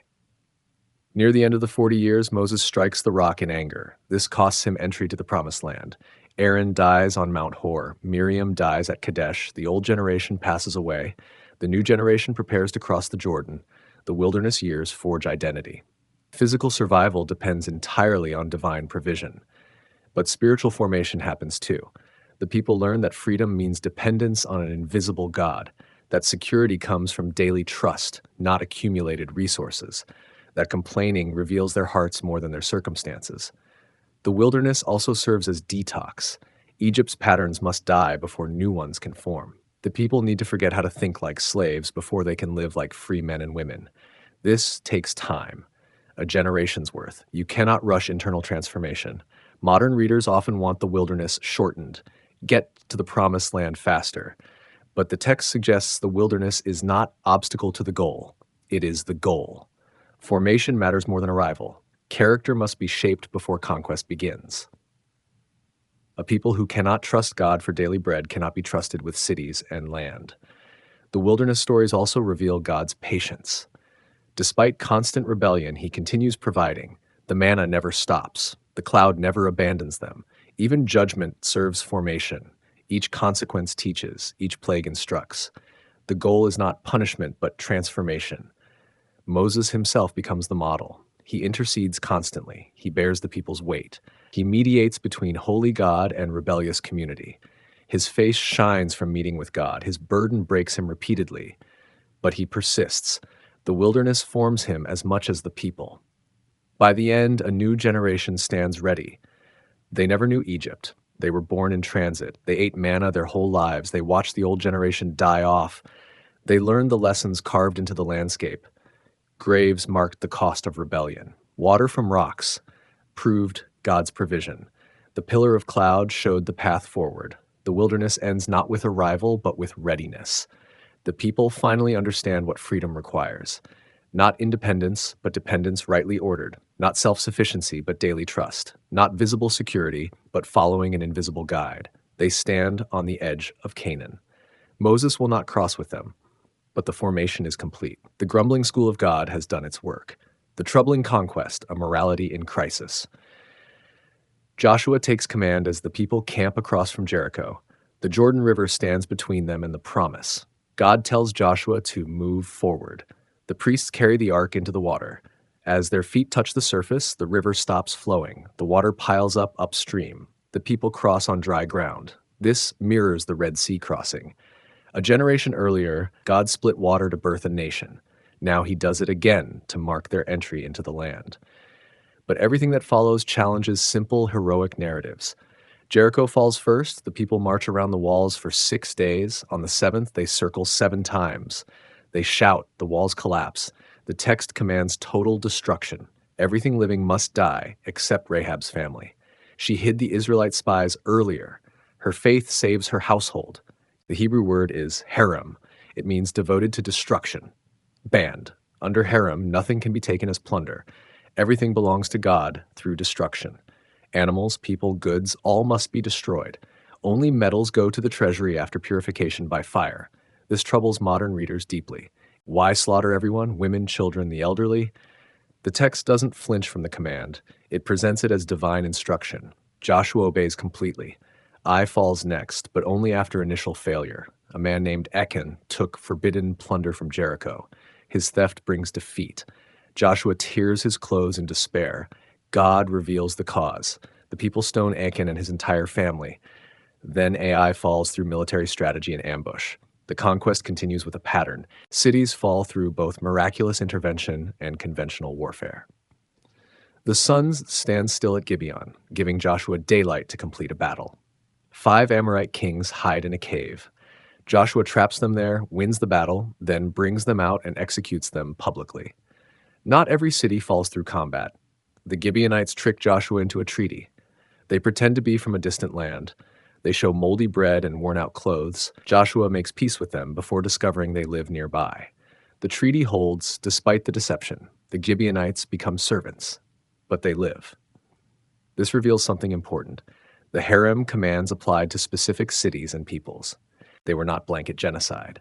Rahab survived through faith. The Gibeonites survived through treaty. Others could have negotiated. Most chose to fight. Archaeological evidence complicates the biblical account. Many sites Joshua supposedly destroyed show no destruction layers from this period. Some weren't even occupied. Jericho's walls had fallen centuries earlier. Ai means ruin in Hebrew. It was already abandoned. This creates tension. Scholars propose several approaches. Some argue the accounts use typical ancient Near Eastern hyperbole. War records from Egypt, Assyria, and Babylon regularly exaggerate victories. Claiming total destruction was formulaic language for decisive victory.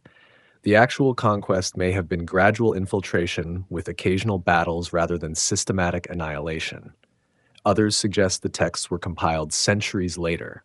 They reflect theological interpretation more than historical reportage. The destruction stories teach about covenant faithfulness and God's judgment on Canaanite religion. They function as warnings against idolatry more than accurate war records.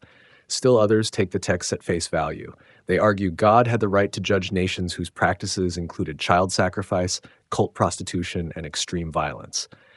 The Canaanites had 400 years to change since Abraham's time. God told Abraham the Amorites' sin wasn't yet full enough for judgment. By Joshua's era, it was. This explanation still troubles many readers. Does accumulated cultural sin justify killing everyone? What about children who hadn't chosen these practices? What about potential converts like Rahab? The text itself doesn't explain. It presents the commands and records their execution. The book of Joshua includes an altar built on Mount Ebal. Moses had commanded this. The people gather between Ebal and Gerizim. Half the tribes stand on each mountain. The Levites read the blessings and curses from Deuteronomy. The people respond, Amen, to each. This ceremony frames the conquest in covenant terms. Obedience brings blessing. Disobedience brings curse. The Canaanites lost their land through moral corruption. Israel holds it conditionally through covenant faithfulness. Later prophets will use this same logic against Israel. When they adopt Canaanite practices, they face the same judgment. The land vomits them out just as it did the previous inhabitants. The standard applies equally. The conquest also isn't complete. Joshua divides the land among the tribes, but significant Canaanite populations remain. The Philistines control the coast. Various cities maintain independence. The book ends with Joshua's death and a warning. If Israel serves other gods, they'll face the same destruction they inflicted. This incompleteness matters. The text doesn't present a clean total victory. It shows partial success mixed with compromise. Some tribes drive out inhabitants, others make them servants. Still others live alongside them. These remaining populations will become thorns in Israel's side for generations. The troubling violence raises questions the text doesn't fully answer. How does a God who commands do not murder order wholesale destruction? How does the liberator from Egypt become the destroyer of Canaan? The tension is real and irreducible. Some readers reject these passages entirely. They see primitive tribal religion later communities felt compelled to attribute to God. The conquest texts reflect ancient violence, not divine command. Modern ethics reject such warfare completely. Others maintain God's right to judge, but acknowledge the mystery. How God weighs corporate guilt when judgment becomes necessary, what happens to the innocent caught in judgment, these exceed human ability to assess. The text presents God as patient. He waits centuries before judging the Canaanites, but when judgment comes, it's severe. The text also refuses to glorify the violence. It records it straightforwardly. There's no celebration of atrocity, no lingering over suffering, just stark statements of cities destroyed and peoples removed. This differs from ancient Near Eastern texts that often reveled in brutal details. Joshua's farewell speech addresses the tension. He gathers the people at Shechem. He recounts their history from Abraham to the conquest. Then he issues a challenge. Choose today whom you will serve. The gods beyond the river, the gods of the Amorites. As for me and my house, we'll serve the Lord. The people respond affirmatively. Joshua warns them, you cannot serve the Lord. He's a holy God. He's a jealous God. He won't forgive your rebellion and sins. If you forsake him and serve foreign gods, he'll turn and bring disaster on you after he's been good to you. The people insist they'll serve the Lord. Joshua makes a covenant with them that day. He writes these things in the book of the law. He sets up a large stone under an oak tree as witness. This stone has heard all the words the Lord spoke to us. It will be a witness against you if you are untrue to your God. Joshua dies at age 110. The generation that saw God's works remains faithful. But the stage is set for what follows. The book ends with an ominous note. Joseph's bones, carried from Egypt, are finally buried at Shechem. Eleazar the priest dies too. The founding generation passes away. The conquest texts force wrestling with divine violence. They don't offer easy answers. They present actions that disturb while insisting they came from the God who later commands love for enemies. This tension runs through Scripture. It's never fully resolved. Perhaps that's intentional. The texts resist sanitizing war. They show its brutality while claiming divine sanction. They force readers to sit with the discomfort, to acknowledge that ancient contexts operated with different categories. That judgment on corporate evil raises questions about justice we cannot fully answer, that God's ways exceed our ability to comprehend completely. The conquest remains troubling, morally, ethically, theologically. The text doesn't smooth this over. It presents the events and invites ongoing struggle with their meaning. This honesty may be more valuable than false comfort. The chaos of freedom judges cycle of trauma. The pattern begins immediately after Joshua dies. The people served the Lord throughout Joshua's lifetime and during the lifetimes of the elders who outlived him. But then those elders die. The next generation knew neither the Lord nor what he had done for Israel. This explains everything that follows. Generational amnesia sets in. The children born in the land never experienced Egypt. They didn't cross the Red Sea. They didn't eat manna or drink water from rocks. They inherited cities they didn't build and vineyards they didn't plant. Comfortable and forgetful, they drift toward the surrounding cultures. The cycle becomes predictable. Israel serves other gods. God hands them over to oppressors. They cry out in misery. God raises a judge to deliver them. Peace follows for a generation. Then the judge dies and the pattern repeats, always worse than before. The refrain haunts the book. Everyone did what was right in their own eyes. Without a central authority, without living memory of covenant formation, chaos spreads. But the chaos isn't random. It's structured trauma playing out in cycles. Othniel comes first. He's Caleb's nephew. He delivers Israel from Cushan-Rishathaim, king of Aram. The land has peace for 40 years. The account is brief, almost formulaic. Othniel functions as an ideal, setting the standard against which later judges will be measured. All will fall short. Ehud comes next. The Moabites oppress Israel for 18 years under Eglon, a very fat king. Ehud makes a double-edged sword about 18 inches long. He straps it to his right thigh under his clothes. Left-handed, he can draw without suspicion since guards watch the right side. Ehud brings tribute to Eglon. After the initial presentation, he sends his attendants away. He tells the king he has a secret message from God. Eglon rises from his seat. Ehud draws his sword and plunges it into Eglon's belly. The king's fat closes over the blade. The sword goes in so deep that even the handle disappears. Eglon's bowels empty. Ehud escapes through the porch, locking the doors behind him. The servants wait, thinking the king is relieving himself. By the time they discover his body, Ehud has rallied Israel. They seize the fords of the Jordan. They strike down 10,000 Moabites. Not one escapes. Peace lasts 80 years. Shamgar follows. One verse captures his entire judgeship. He strikes down 600 Philistines with an ox goad. He saves Israel. Then the text moves on. Deborah breaks the pattern. She's a prophetess. She holds court under a palm tree in the hill country. People come to her for judgment. When Jabin, king of Canaan, oppresses Israel for 20 years with 900 iron chariots, she summons Barak. She tells him God commands him to take 10,000 men to Mount Tabor. God will lure Sisera, Jabin's commander, to the Kishon River and give him into Barak's hand. Barak agrees, but only if Deborah goes with him. She consents, but warns him. Because he won't go alone, the honor won't be his.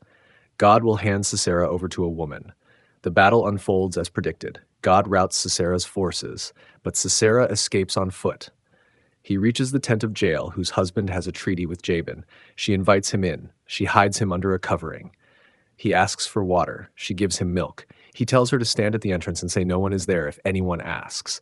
Sisera falls asleep, exhausted. Jael takes a tent peg and a hammer. She drives the peg through his temple into the ground. When Barak arrives pursuing Sisera, Jael shows him the corpse. Deborah's prophecy fulfills itself. A woman gets the glory. Deborah and Barak sing a victory song. It's one of the oldest texts in the Bible, possibly contemporary to the events. It praises those who fought and condemns those who didn't. It describes Jael as most blessed of women for her violent act. The song shows how ancient Israel processed trauma through poetry and praise. The land has peace for 40 years. Then the cycle turns again. The Midianites and Amalekites swarm like locusts for 7 years. They destroy crops and livestock. Israel hides in mountain clefts and caves. They cry out to God. He sends a prophet first, reminding them of their history and disobedience. Then he sends a deliverer. Gideon is threshing wheat in a winepress, hiding from raiders. The angel of the Lord appears. The Lord is with you, mighty warrior. Gideon's response drips with doubt. If the Lord is with us, why has all this happened? Where are all his wonders our ancestors told us about? God tells Gideon to go in the strength he has. Gideon asks for signs, multiple signs. He puts out a fleece twice, asking for opposite conditions. God patiently accommodates his fear. When Gideon finally acts, he tears down his father's altar to Baal at night, too afraid to do it during the day. Gideon gathers an army. God tells him it's too large. If Israel wins with 32,000 men, they'll credit themselves. God reduces the army twice, first to 10,000, then to 300.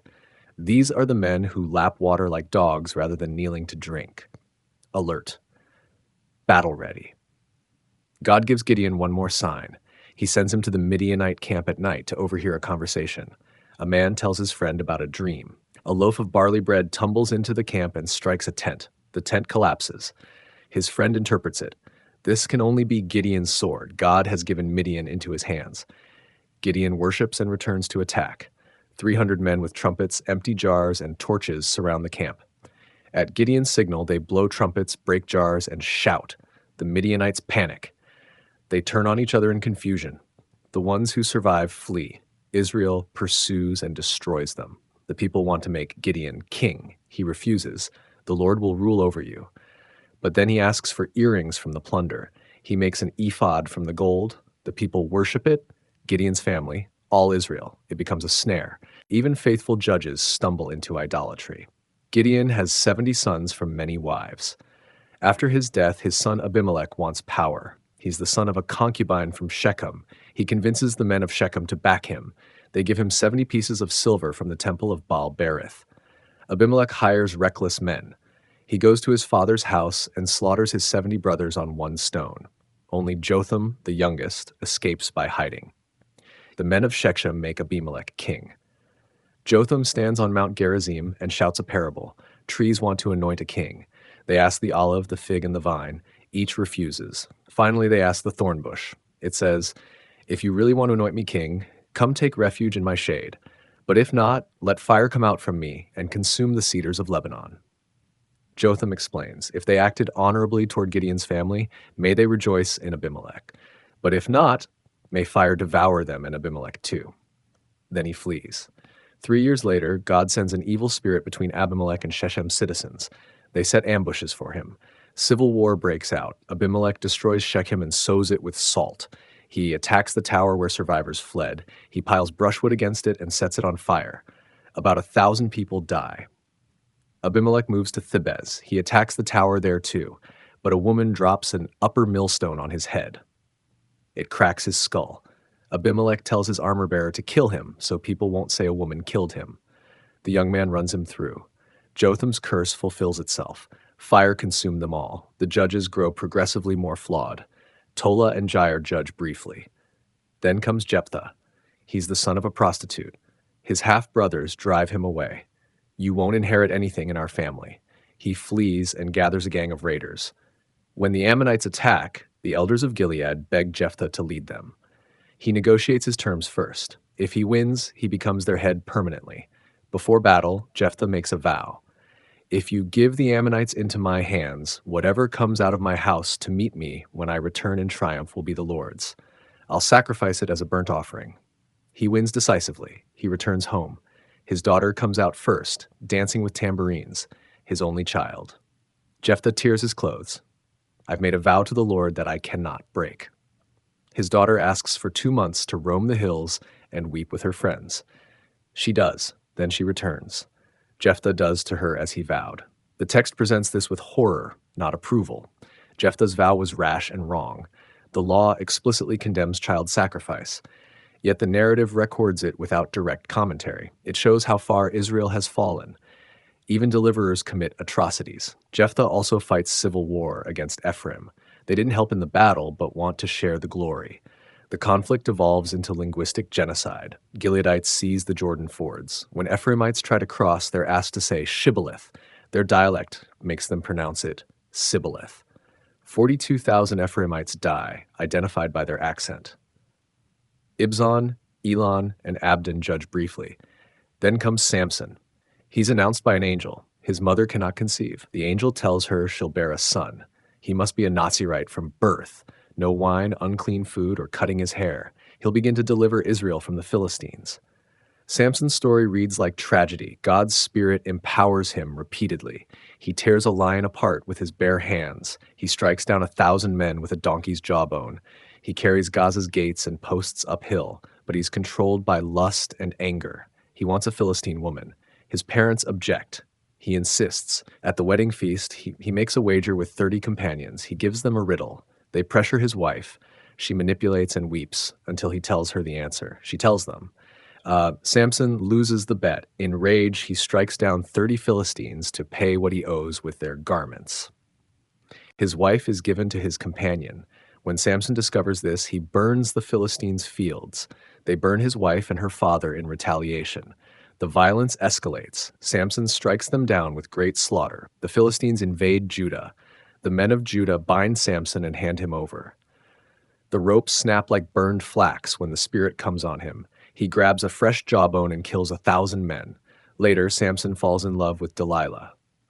The Philistine rulers each offer her 1,100 pieces of silver to discover the secret of his strength. 3 times she asks, 3 times he lies. She nags him daily until he's tired to death. Finally, he tells the truth. His hair has never been cut. That's the sign of his Nazirite vow and the source of his power. Delilah lulls him to sleep on her lap. She calls a man to shave his 7 braids. She calls out, "The Philistines are upon you." He wakes, thinking he'll go out as before. But the Lord has left him. They seize him, gouge out his eyes, bind him with bronze shackles, and set him to grinding grain in prison. The Philistines gather to sacrifice to Dagon their god. They call for Samson to entertain them. 3,000 people crowd the temple. Samson asks the servant leading him to put his hands on the pillars. He prays one last time. "God, please strengthen me just once more." He pushes with all his might. The temple collapses. He dies with everyone inside. He kills more in his death than in his life. The book isn't finished. 2 appendices follow showing how completely chaos has consumed Israel. A man named Micah steals silver from his mother. She curses the thief. He confesses and returns it. She dedicates it to the Lord, but uses it to make an idol. Micah sets up a shrine. He makes an ephod and household gods. He installs his son as priest. A young Levite passes through. Micah hires him as his personal priest. "Now I know the Lord will be good to me, since this Levite has become my priest." The logic is twisted. Everything about the situation violates the law. But Micah thinks ritual correctness brings blessing despite fundamental disobedience. The tribe of Dan seeks territory. They send spies who stop at Micah's house. They recognize the Levite's accent. After scouting Laish, they return with 600 armed men. They steal Micah's idols and ephod. They persuade the Levite to come with them. Isn't it better to be priest for a whole tribe than one man's household? Micah pursues but cannot overpower them. The Danites conquer Laish. They set up Micah's idol. Jonathan, son of Gershom, son of Moses, becomes their priest. Moses' own grandson serves at an illegitimate shrine with stolen idols. The contrast couldn't be starker. The final story is worse. A Levite's concubine leaves him and returns to her father in Bethlehem. After 4 months, the Levite goes to persuade her to return. Her father welcomes him warmly. They feast for days. Finally, the Levite leaves in the evening with his concubine and servant. Night falls as they pass Jabus. The servant suggests stopping there. The Levite refuses. "We won't turn aside into a city of foreigners. We'll go on to Gibeah." They reach Gibeah in Benjamin's territory at sunset. No one offers hospitality. Finally, an old man from the hill country takes them in. Wicked men of the city surround the house. They pound on the door, demanding the Levite be brought out so they can rape him. The old man offers his virgin daughter and the Levite's concubine instead. "Do to them whatever you wish, but don't do such a vile thing to this man." The Levite seizes his concubine and throws her outside. The men rape and abuse her all night. At dawn, she crawls back to the doorway and collapses. When the Levite opens the door to leave, she's lying there with her hands on the threshold. He tells her to get up. She doesn't respond. He puts her on his donkey and goes home. He takes a knife and cuts her body into 12 pieces. He sends 1 piece to each tribe of Israel with an account of what happened. The nation is horrified. They demand Benjamin hand over the guilty men. Benjamin refuses and goes to war to protect them. The civil war devastates Israel. Benjamin is nearly wiped out. Only 600 men survive. Israel vows not to give their daughters to Benjamin in marriage, but they realize this means Benjamin will die out. So they find loopholes. They annihilate Jabesh Gilead for not joining the battle. They capture 400 virgins and give them to Benjamin's survivors. Still not enough women. They tell the remaining men to hide in the vineyards at Shiloh during a festival. When the young women come out to dance, grab one and carry her off. The fathers and brothers will complain. Israel's leaders will say, "Do us a favor and help them, because we didn't get wives for them during the war." The tribes technically didn't give their daughters, so they didn't break their vow. The book ends with that haunting refrain one last time. In those days, Israel had no king. Everyone did what was right in their own eyes. The cycle of judges shows freedom without structure produces chaos. Each judge is more flawed than the last, each deliverance more compromised. The people slide deeper into moral collapse. They cannot govern themselves. The experiment fails, yet they also cannot return to bondage. They're stuck between impossible options. Total freedom destroys them, but they reject authoritarian control. The Book of Judges is the dark middle, showing what happens between liberation and kingship. It's brutal, honest, and deeply troubling, just like the freedom it portrays. The people's demand, the rejection of God as king. Samuel grows old. His sons do not walk in his ways. They chase dishonest gain, accept bribes, and pervert justice. The elders of Israel gather. They come to Samuel at Ramah with a demand. "You are old, and your sons do not follow your ways. Appoint a king to lead us like all the other nations have." This request displaces Samuel. He prays. God's response reveals the deeper issue. They are not rejecting you. They are rejecting me as their king. From the day I brought them out of Egypt until now, they have forsaken me and served other gods. Now they're doing the same to you. Listen to them, but warn them solemnly. Show them what the king who will reign over them will do. Samuel delivers the warning. The speech is devastating in its political realism. A king will take your sons and make them serve his chariots and cavalry. He'll make them plow his ground and reap his harvest. He'll make them produce his weapons and equipment. He'll take your daughters as perfumers, cooks, and bakers. He'll take the best of your fields and vineyards and olive groves and give them to his attendants. He'll take a tenth of your grain and vintage. He'll take your male and female servants and the best of your cattle and donkeys. He'll take a tenth of your flocks. You yourselves will become his slaves. When that day comes, you'll cry out because of the king you've chosen. The Lord will not answer you in that day. The people refuse to listen. "No, we want a king over us. Then we'll be like all the other nations with a king to lead us and go out before us and fight our battles." Their reasoning exposes the core issue. Then we'll be like all the other nations. This is precisely what they were not supposed to be. God called them to be distinct, set apart, a kingdom of priests, a holy nation. Their very existence challenged the surrounding imperial systems. Now they demand to conform. The request also reveals a crisis of faith. A king to go out before us and fight our battles. The judges proved God could raise leaders when needed. But the people want permanent, visible power. They want military might they can see and count. An invisible God fighting battles feels too uncertain. God tells Samuel to proceed, listen to them, and give them a king. But this is not plan B. It's permission to pursue their desired path to its inevitable conclusion. Sometimes the only teacher is experience. The theological stakes cannot be overstated. At Sinai, Israel entered into direct covenant with God. He was their king. They were his people. The legal codes aimed to build a society without human monarchy. The Jubilee year prevented permanent land accumulation. The Sabbath enforced rest regardless of economic pressure. The gleaning laws required leaving margins for the poor. This was social architecture designed to prevent the rise of a ruling class. Surrounding nations operated differently. Kings claimed divine status or divine right. They built empires through conquest and tribute. They created centralized bureaucracies requiring taxation and forced labor. Peasants worked the land but rarely owned it. The gap between rich and poor widened systematically. Israel's covenant structure resisted this, but it required ongoing trust in an invisible God. It demanded community enforcement of laws without centralized power. It asked people to care for each other's welfare above personal gain. This proved difficult to sustain. The Judges period showed the alternative chaos. Without structure, people pursued self-interest. Violence spiraled, moral decay spread. The system couldn't maintain itself.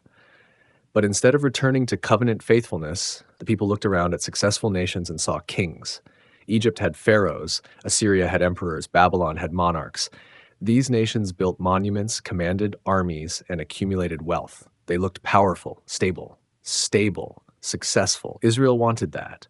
They failed to see the cost. Those empires ran on oppression. The monuments required slave labor. The armies sustained through taxation that impoverished common people.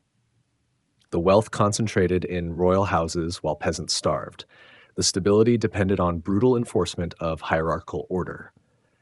Samuel's warning describes exactly this reality. Kings take, they extract, they centralize. They build their power on the backs of subjects who lose autonomy, property, and freedom. The elders dismissing this warning reveal how deeply they misunderstand what they're asking for. The demand also represents a failure to learn from recent experience. The Judges period included Abimelech's attempt at kingship. It ended in blood and fire. His rule brought civil war, urban destruction, and mutual destruction.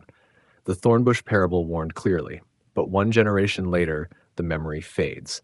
Some scholars see practical wisdom in the request. A standing army with professional soldiers could better defend against invasion. Centralized administration could coordinate intertribal cooperation. A hereditary succession would prevent the chaos between judges. These aren't bad arguments logically, but they miss the covenant's central claim. Israel's survival doesn't depend on matching surrounding military power. It depends on maintaining their distinct relationship with God. When they're faithful, enemies cannot stand against them. When they're unfaithful, armies won't save them. This is the lesson written across their history. The people's demand suggests they don't believe this anymore. Or perhaps they never really believed it. The visible always seems more real than the invisible. A flesh and blood king you can see seems more reliable than a God you must trust. The request reveals a crisis of faith more than a crisis of governance. God's response interests deeply. He doesn't forbid kingship. He permits it, but with dire warnings. This pattern repeats through Scripture. God often allows people to pursue their desires, even knowing where it leads. Freedom includes the freedom to choose badly. The consequences teach what warnings cannot. Later, Moses' law includes provisions for kingship, though they're clearly restrictive. A king must be chosen by God. He must not accumulate horses, wives, or excessive wealth. He must write a copy of the law and read it daily. He must not consider himself better than his brothers. These limits aim to prevent typical royal corruption, but limits only work if enforced. Israel's kings will violate every restriction. They'll accumulate massive harems. They'll import horses from Egypt. They'll heap up silver and gold. They'll oppress their own people. Samuel's warning will prove prophetic in every detail. The demand for a king represents rejection of the Sinai experiment. That experiment asked a radical question. Can a people govern themselves under God's direct rule without human monarchy?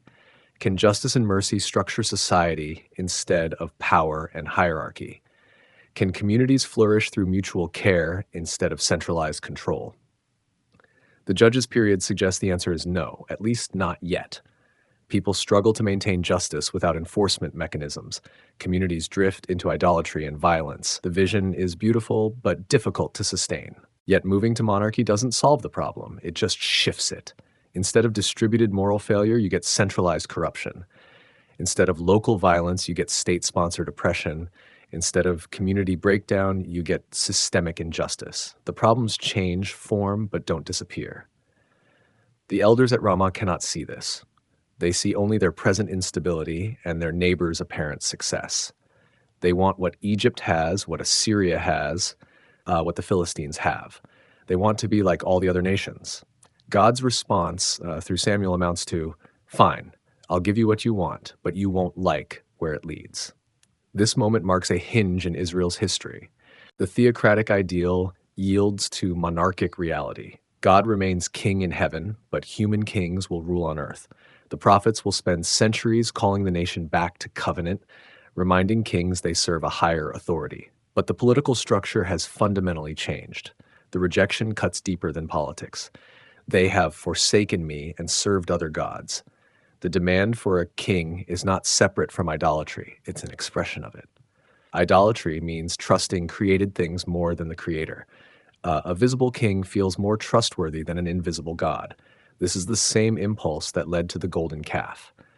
Samuel performs the anointing, but his heart breaks. He sees what's coming. He knows this path leads to oppression, division, and ultimately exile. But the people have spoken. God grants their request. Before dismissing Israel's elders as foolish, we should recognize the pattern. Humans constantly trade freedom for security, divine guidance for human control, covenant relationship for institutional power. We prefer visible structures we can manage over invisible trust we must maintain. We want systems that guarantee outcomes rather than relationships that demand faith. Israel's demand for a king mirrors every human attempt to build security apart from God. We construct hierarchies, accumulate power, centralize authority, all in hopes of managing what we cannot control. We'd rather have a system we can see than a God we must trust. The tragedy is that the very act of demanding security guarantees its loss. Samuel's warning proves true. The king they desire will enslave them. The power they seek will oppress them. The structure they build will collapse. But they cannot hear this yet. They're about to learn through experience what warning could not teach. The era of kings begins, and with it, the long slide toward catastrophe Samuel predicted. I'll write parts 21 to 30 of this Old Testament video script, maintaining historical accuracy and the calm, narrative style you've specified. The Assyrian storm, the end of Israel, 721 BC. The northern kingdom had been dancing on the edge of a cliff for decades. Now the ground gave way. Assyria was not just another empire. It was a machine of conquest that had perfected the art of terror. Their armies moved like locusts across the ancient Near East, leaving behind carved reliefs that still shock us today. These stone monuments show them flaying prisoners alive, impaling captives on stakes, piling severed heads outside city gates. This was not random cruelty. It was policy. Terror was a weapon that made future conquests easier. The northern kingdom of Israel had played a dangerous game. They formed alliances. They withheld tribute. They bet on Egypt to save them. Egypt did not come. In 722 or 721 BC, the Assyrian king Sargon II finished what his father had started. The capital city of Samaria fell after a 3-year siege. The archaeological record confirms what the Bible reports. The 10 northern tribes were scattered across the Assyrian Empire, from Media to the shores of the Mediterranean. Assyrian records boast of deporting over 27,000 people. The actual number was likely higher. This was not merely exile. It was erasure. The Assyrians repopulated the land with foreigners from Babylon, Cutha, and other conquered territories.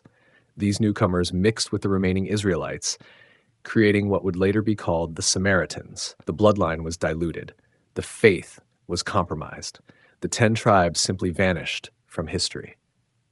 The archaeological site at Lachish gives us a window into this horror. The reliefs from the palace of Sennacherib show Judean prisoners being led away in chains. Women and children walk beside carts loaded with their possessions. The city burns behind them. These are not drawings. These are historical records, carved in stone by the victors. For the southern kingdom of Judah, watching from Jerusalem, the message was unmistakable. The covenant had teeth. The prophets had been right. Amos had warned that God would sift the house of Israel among all nations. Hosea had proclaimed judgment through his own broken marriage. Isaiah had seen the writing on the wall. But something strange happened. The prophets did not say God had abandoned Israel. They said God had used Assyria as a tool. The superpower was a rod in the Lord's hand, an instrument of judgment. This was not divine weakness. It was divine patience finally exhausted. The question now hung in the air like smoke from a funeral pyre. Would Judah learn from Israel's fate, or would the southern kingdom follow its northern brother into the darkness? The clock was ticking. Babylon was rising in the east, and Judah's time was running out. Judah's last dance, reform, idolatry, and doom. The fall of Israel sent shockwaves through Jerusalem. For a moment, Judah got serious about faith. King Hezekiah came to power in 715 BC with fire in his eyes. He smashed the high places where people had worshipped other gods.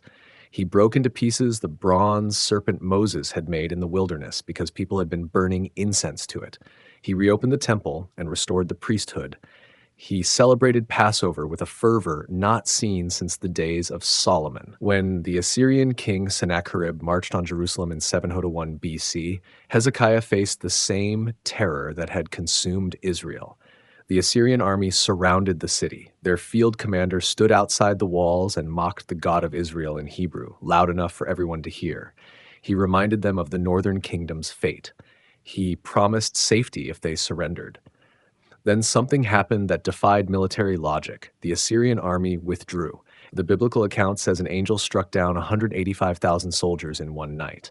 The Greek historian Herodotus mentions a plague of mice devouring the Assyrians' equipment. Modern scholars suggest disease swept through the camp. Whatever the cause, Jerusalem survived. Judah remained free. This miracle should have changed everything. It did not. Hezekiah's son Manasseh took the throne and promptly undid everything his father had built. He reigned for 55 years, longer than any other king of Judah. Those decades were a slide back into the darkness. He rebuilt the high places. He erected altars to Baal and Asherah inside the temple courts. He practiced divination and consulted mediums. The biblical text accuses him of making his own son pass through fire, an echo of the child sacrifice practiced by surrounding nations. The prophets declared that Manasseh's sins had sealed Judah's fate. The damage was too deep, the corruption too systemic. Even later reforms could not reverse the trajectory. His grandson Josiah tried anyway. In 622 BC, during temple repairs, workers discovered a lost scroll. Scholars believe it was some form of Deuteronomy. When the young king heard it read aloud, he tore his clothes in grief. The book described a covenant Judah had shattered beyond recognition. Josiah launched the most aggressive reform in Judah's history. He purged the temple of every foreign object. He eliminated the priests who had served other gods. He tore down altars across the land, even in the former northern territories. He celebrated a Passover so authentic that the biblical writer claims nothing like it had been seen since the days of the judges. But the prophets did not change their message. The prophetess Huldah, consulted about the discovered scroll, confirmed that disaster was still coming. Guys, Josiah's reforms had come too late. The nation's heart had not changed, only its outward practices. In 609 BC, Josiah made a fatal miscalculation. He tried to block the Egyptian army from marching north to aid the dying Assyrian Empire. He died at Megiddo, shot by Egyptian archers. Judah's last hope died with him. His sons and successors were weak men who bent to every political wind. Egypt controlled them briefly. Then Babylon rose to replace Assyria as the dominant power. The last kings of Judah became puppets, playing Egypt against Babylon, trusting in walls instead of the covenant. The prophets Jeremiah and Ezekiel watched this final dance with horror. They begged the nation to surrender to Babylon, to accept the judgment, and live. The leadership refused. They called the prophets traitors. They doubled down on alliances and military strength. The cancer had gone too deep. The patient would not accept treatment. Babylon's armies were already on the horizon. The unthinkable. Temple destroyed. Exile begins, 586 BC. The siege lasted 2 years. By the end, the people of Jerusalem were eating their own children. King Nebuchadnezzar of Babylon had warned them. In 597 BC, he had already come once, deporting the cream of Judah's society. The prophet Ezekiel was in that first wave of exiles, so was the young king Jehoiakim. Nebuchadnezzar left Zedekiah, a weaker man, on the throne as a puppet. Zedekiah rebelled. He trusted Egypt would save him. Egypt did not come. In January 588 BC, the Babylonian army surrounded Jerusalem. They built siege ramps against the walls. They cut off all food and water. Inside the city, the people slowly starved.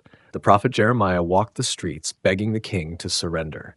He was thrown into a cistern for his trouble. By July 586 BC, the walls were breached. Zedekiah tried to flee under cover of darkness, but was captured near Jericho. The Babylonians forced him to watch as they executed his sons. Then they gouged out his eyes so that the murder of his children would be the last thing he ever saw.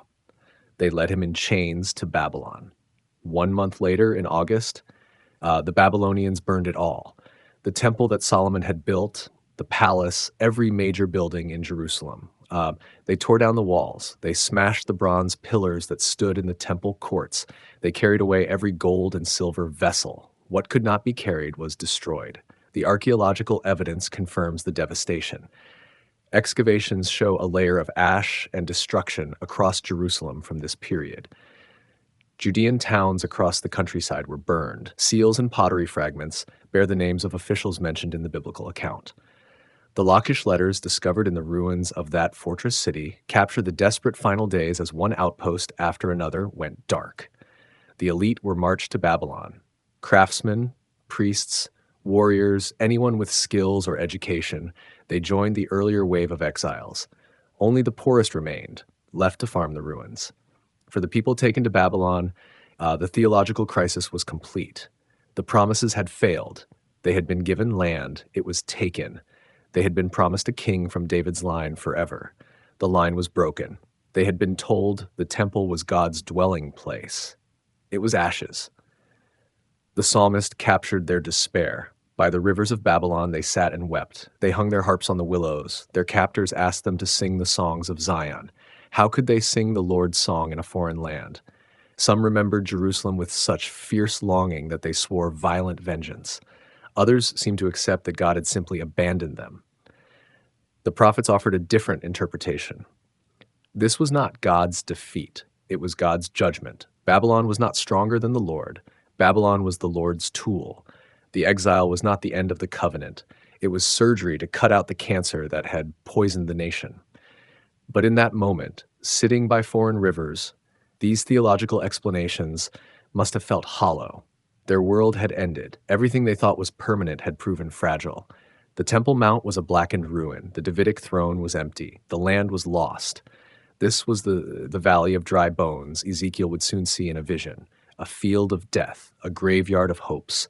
The only question was whether these bones could ever live again. Exile as invention. How catastrophe forged a faith. Something unexpected happened in Babylon. The faith that should have died began to grow. Without the temple, Judaism should have vanished. Ancient religions were tied to places. Gods lived in specific locations. You worshipped where the god dwelt. When temples fell, religions died. The exile should have been the end. Instead, it became a beginning. The exiles could not offer sacrifices. There was no altar. They could not make pilgrimages. There was no temple.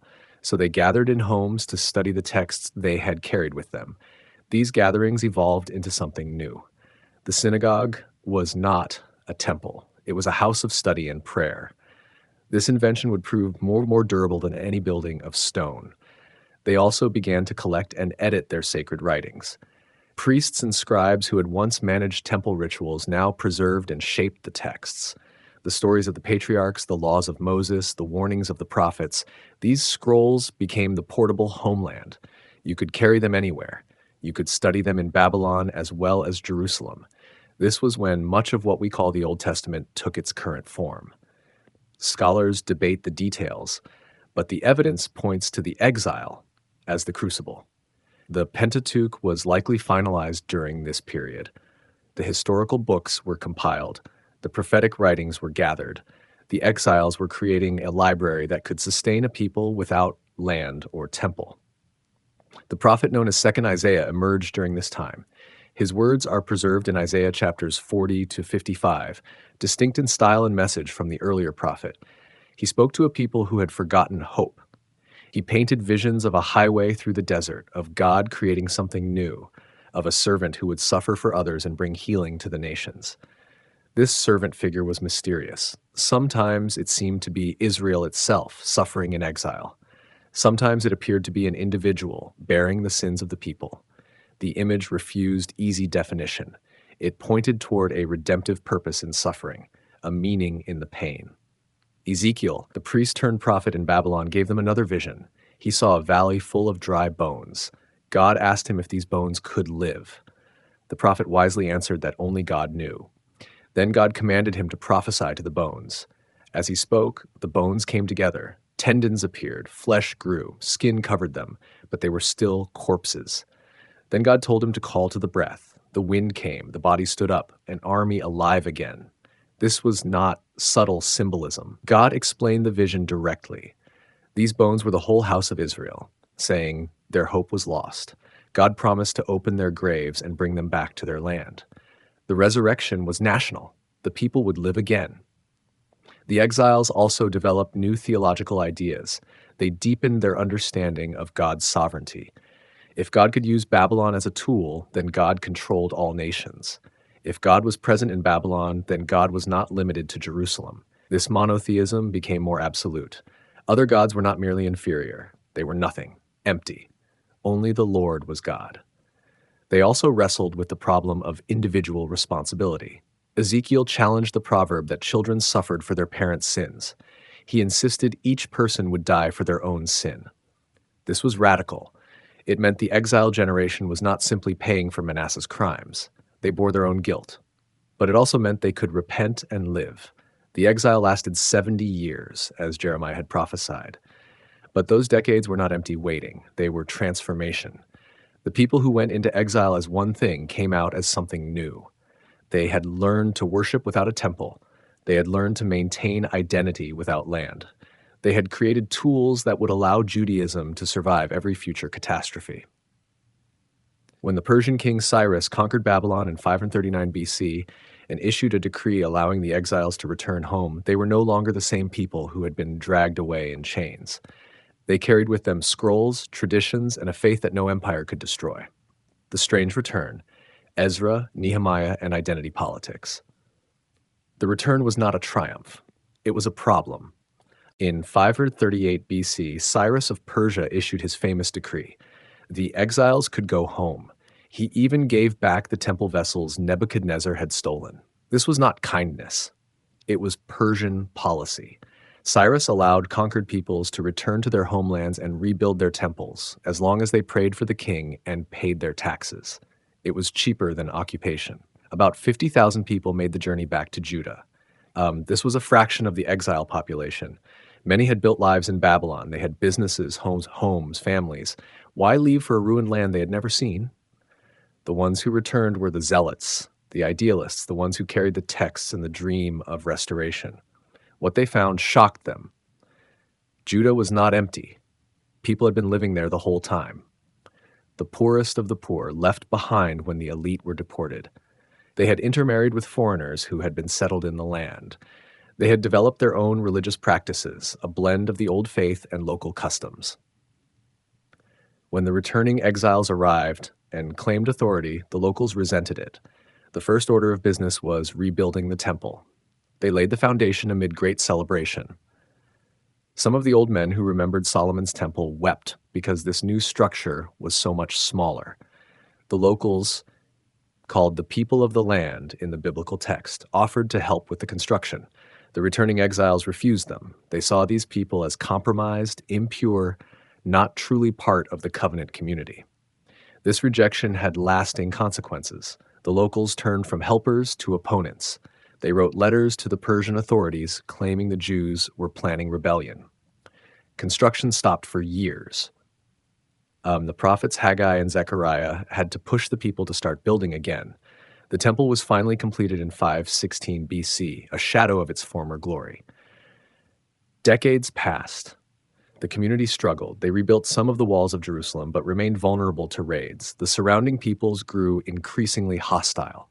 Then came Ezra, around 458 BC. He was a scribe skilled in the law of Moses. He came from Babylon with another wave of returnees and a mission to reform the community. What he found horrified him. The people had intermarried extensively with the surrounding peoples. Even priests and leaders had taken foreign wives. Ezra's response was extreme. He tore his clothes, pulled hair from his head and beard, and sat appalled until evening. Then he led a public prayer of confession, weeping before the temple. The people gathered around him, also weeping. They agreed to a drastic solution. They would divorce their foreign wives and send away the children born from these marriages. The book of Ezra lists 111 men who put away their wives. The text does not tell us what happened to these women and children. Were they sent back to their fathers' homes? Did they become destitute? The biblical writer seems unconcerned with their fate. The focus is on purifying the community. Modern readers find this shocking. It seems cruel, even racist. But the returning exiles were desperate to preserve their identity. They had survived exile by maintaining boundaries. They saw intermarriage as the path that had led to the destruction of the northern kingdom. They believed compromise would lead to annihilation. Nehemiah arrived around 445 BC as governor, appointed by the Persian king. He had been the king's cupbearer, a position of trust and influence. He came with authorization to rebuild Jerusalem's walls. The work was completed in just 52 days, a feat of organization and determination. But Nehemiah also enforced Ezra's reforms. He found that some Jews had married women from Ashdod, Ammon, and Moab. He confronted them physically, beating some of the men and pulling out their hair. He made them swear not to give their daughters to foreigners or take foreign women for their sons. He cited Solomon as a warning. Even that wise king had been led astray by foreign wives. The returning exiles also faced the Samaritan problem. The people living in the former northern kingdom claimed to worship the same God. They said they were descendants of the tribes left behind when Assyria conquered Israel. But the Jews from Babylon rejected these claims. The Samaritans were seen as half-breeds, compromised in blood and faith. The split hardened into permanent hostility. This period was not pretty. It was not the happy ending the exile narrative seemed to promise. It was a community in trauma, drawing harsh boundaries to survive. They built a wall around Jerusalem. They also built a wall around their identity. Both seemed necessary. Both came at a cost. The books of Ezra and Nehemiah are controversial precisely because they show a people choosing survival through exclusion. They claimed the land, but rejected the people who had lived on it. They rebuilt the temple, but narrowed the definition of who could worship there. They preserved the faith, but left behind broken families. This was not God's ideal. The prophets had spoken of a day when all nations would stream to Jerusalem, when foreigners would be welcomed into the covenant.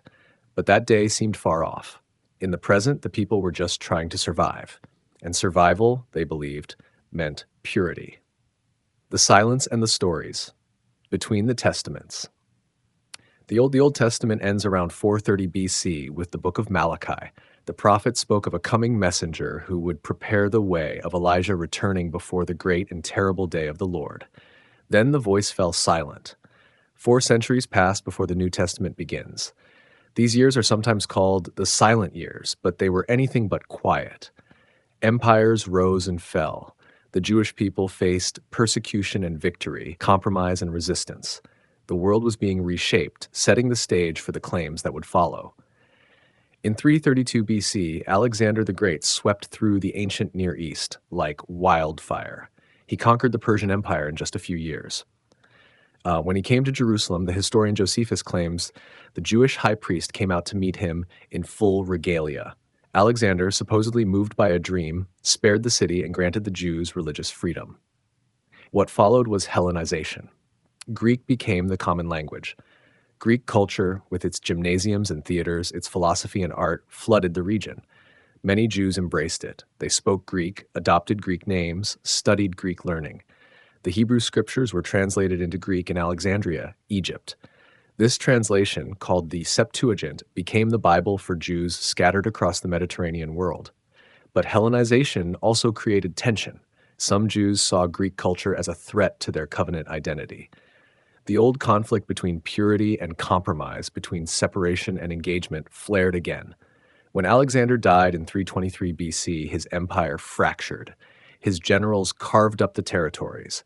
Judea became a pawn between the Ptolemaic dynasty in Egypt and the Seleucid dynasty in Syria. For a century, the Ptolemies controlled the region with a relatively light hand. Then the Seleucids took over. In 167 BC, the Seleucid king Antiochus IV Epiphanes crossed a line. He was desperate for money to fund his wars. He plundered the temple treasury. When Jews protested, he decided to eliminate Judaism entirely. He outlawed circumcision, Sabbath observance, and possession of Torah scrolls. He erected an altar to Zeus in the temple and sacrificed pigs on it. The abomination that causes desolation, the book of Daniel would call it. The response was the Maccabean revolt. A priest named Mattathias and his sons, especially Judah, called Maccabeus, the Hammer, launched a guerrilla war. Against all odds, they won. They recaptured Jerusalem in 164 BC and purified the temple. The festival of Hanukkah commemorates this rededication. The small cruse of pure oil that should have lasted one day burned for 8. The Hasmonean dynasty, descended from the Maccabees, ruled an independent Jewish kingdom for about a century. But power corrupted. The later Hasmonean kings were as brutal as the pagans they had replaced. They fought civil wars. They invited Roman intervention. In 63 BC, the Roman general Pompey marched into Jerusalem and ended Jewish independence.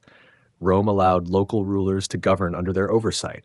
Herod the Great, an Idumean convert to Judaism, became king in 37 BC. He was a brilliant builder and a paranoid monster. He expanded the temple into one of the wonders of the ancient world. He also murdered his wife, several sons, and countless others he suspected of treason. When he died in 4 BC, his kingdom was divided among his surviving sons. This was the world into which the New Testament events would unfold. Roman occupation, Herodian puppet kings, a magnificent temple controlled by a compromised priesthood, and a people fractured into competing visions of faithfulness. The Pharisees focused on Torah observance, developing detailed interpretations of the law to help people remain pure in an impure world.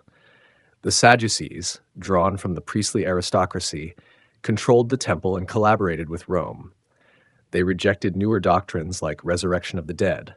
The Essenes withdrew to the desert, forming communities like the one at Qumran that produced the Dead Sea Scrolls. They saw the temple as hopelessly corrupt and waited for God to intervene. The Zealots plotted armed rebellion against Rome. During these silent centuries, new theological ideas took root. The concept of resurrection, barely hinted at in the older texts, became widely accepted. Angels and demons took on more defined roles. Apocalyptic literature flourished, imagining cosmic battles between good and evil, promising that God would soon break into history and establish his kingdom. The book of Daniel, though set during the Babylonian exile, was actually written during the Maccabean crisis. It spoke in symbolic visions of beasts and kingdoms, of a small stone that would crush all empires, of a son of man coming on the clouds. These images fired the imagination of a people under foreign rule. Wisdom literature continued to develop. Books like Sirach and the Wisdom of Solomon, preserved in some biblical canons, showed Jews engaging with Greek philosophy while maintaining covenant identity. They argued that the wisdom Israel possessed in Torah surpassed anything the Greeks had achieved. By the time the New Testament opens, the Jewish people were fractured, occupied, and expectant. They had survived exile, returned to the land, rebuilt the temple, but the promises still felt incomplete. The nations had not streamed to Jerusalem. Peace had not come. The Davidic kingdom had not been restored. Foreign boots still trampled their streets. They were waiting for something or someone. A prophet like Moses, the return of Elijah, a king like David, the Messiah, the anointed one who would finally make sense of the long, painful story and bring it to the ending it deserved. The silence was about to break. Rereading the women, the hidden backbone of the story. If you read the Old Testament quickly, you might miss them. The patriarchs and kings dominate the narrative. But look closer. At every crucial moment, a woman appears. And often she is the one who keeps the promise alive. It begins with the mothers. Sarah, told she was too old to bear children, laughed at the divine promise. But she conceived. Isaac, the child of laughter, was born not despite her barrenness, but through it. The promise came through the impossible. When Sarah felt threatened by Hagar and her son Ishmael, she demanded Abraham send them away. The text does not judge her kindly for this. But Hagar, the Egyptian slave, became the first person in Scripture to give God a name.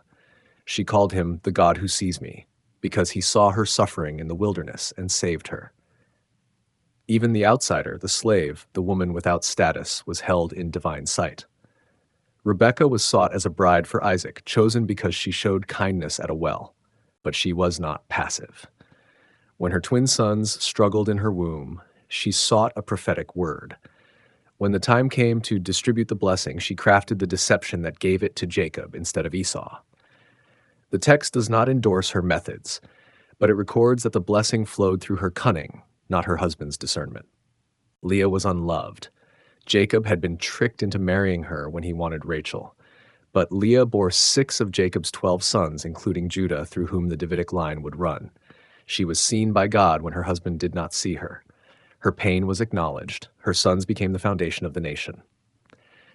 Rachel, the beloved, struggled with barrenness while watching her sister bear child after child. Her rivalry with Leah is raw and painful to read. But when she finally conceived Joseph, he became the one who saved the family from starvation, and later she bore Benjamin, though the birth cost her life. Then there is Tamar. Judah's daughter-in-law, widowed twice, denied the third husband she was owed by law. She disguised herself as a prostitute and seduced her father-in-law to secure her place in the family line. When Judah discovered her pregnancy, he ordered her burned. She produced the proof of his own guilt. He confessed that she was more righteous than he. From this scandalous union came Perez, an ancestor of David and eventually of Jesus. Rahab was a prostitute in Jericho. When Israelite spies came to scout the city, she hid them and helped them escape. She declared her faith in the God of Israel before any Israelite had crossed the Jordan. Because of this, she and her family were spared when Jericho fell. She married an Israelite and became another unexpected ancestor in the Messianic line. Ruth was a Moabite, from a nation explicitly excluded from the assembly of the Lord. When her Israelite husband died, she clung to her mother-in-law Naomi and returned with her to Bethlehem. Her declaration of loyalty is one of the most beautiful passages in Scripture. She worked in the fields, gleaning behind the harvesters. Boaz, a kinsman, noticed her and eventually married her. Their great-grandson was David. The king of Israel had a Moabite great-grandmother. During the period of the judges, Deborah led Israel as both prophet and judge. She summoned the general Barak to lead an army against the Canaanite oppressor. Barak refused to go unless Deborah went with him. She agreed, but told him the glory of the victory would go to a woman.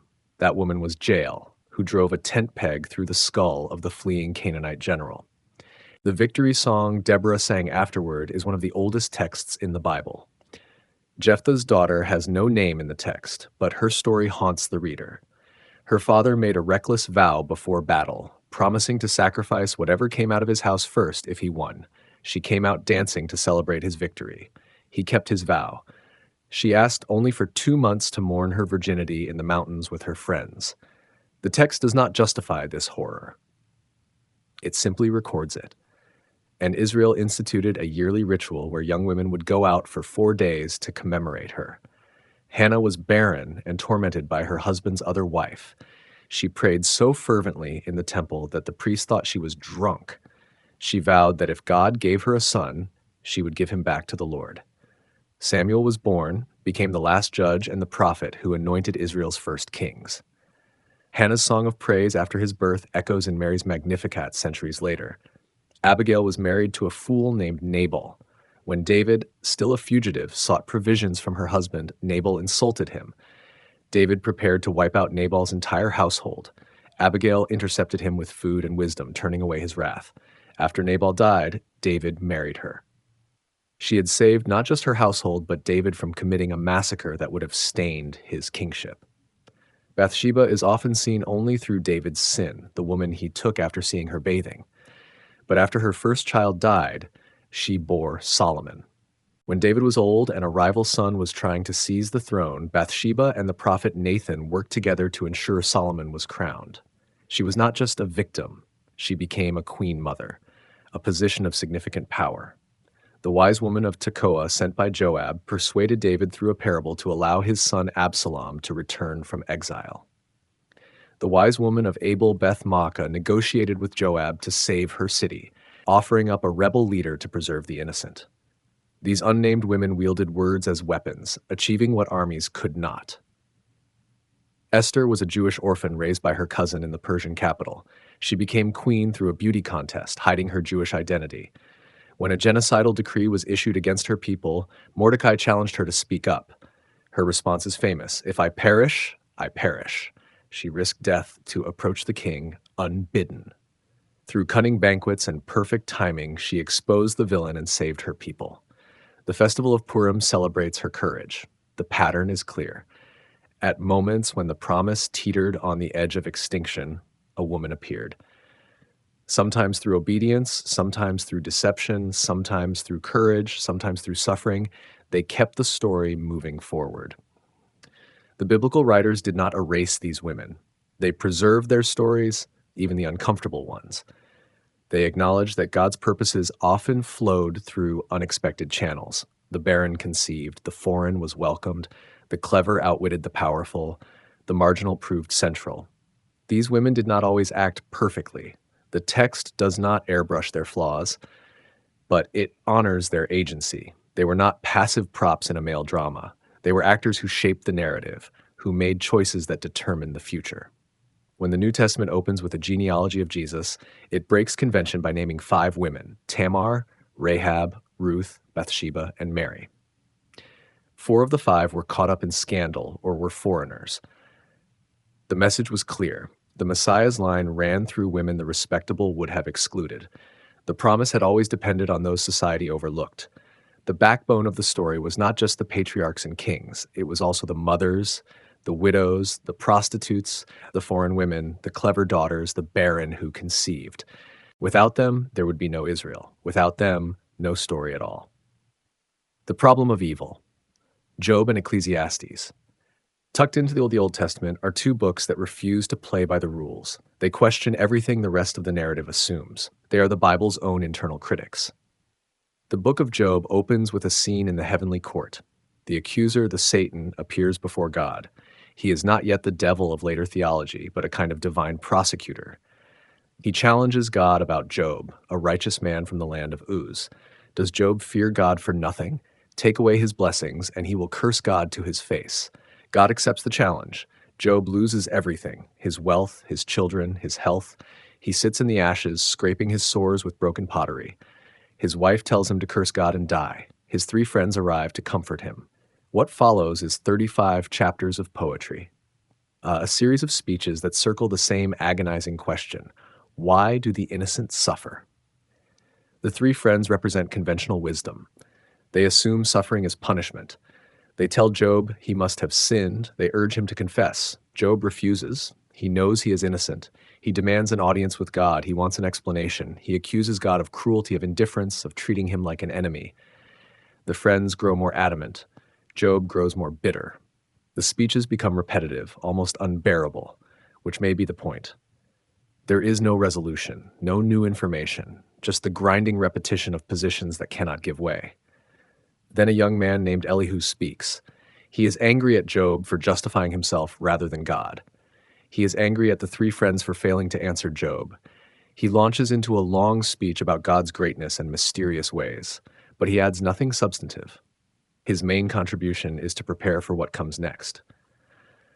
God speaks from the whirlwind, but he does not answer Job's questions.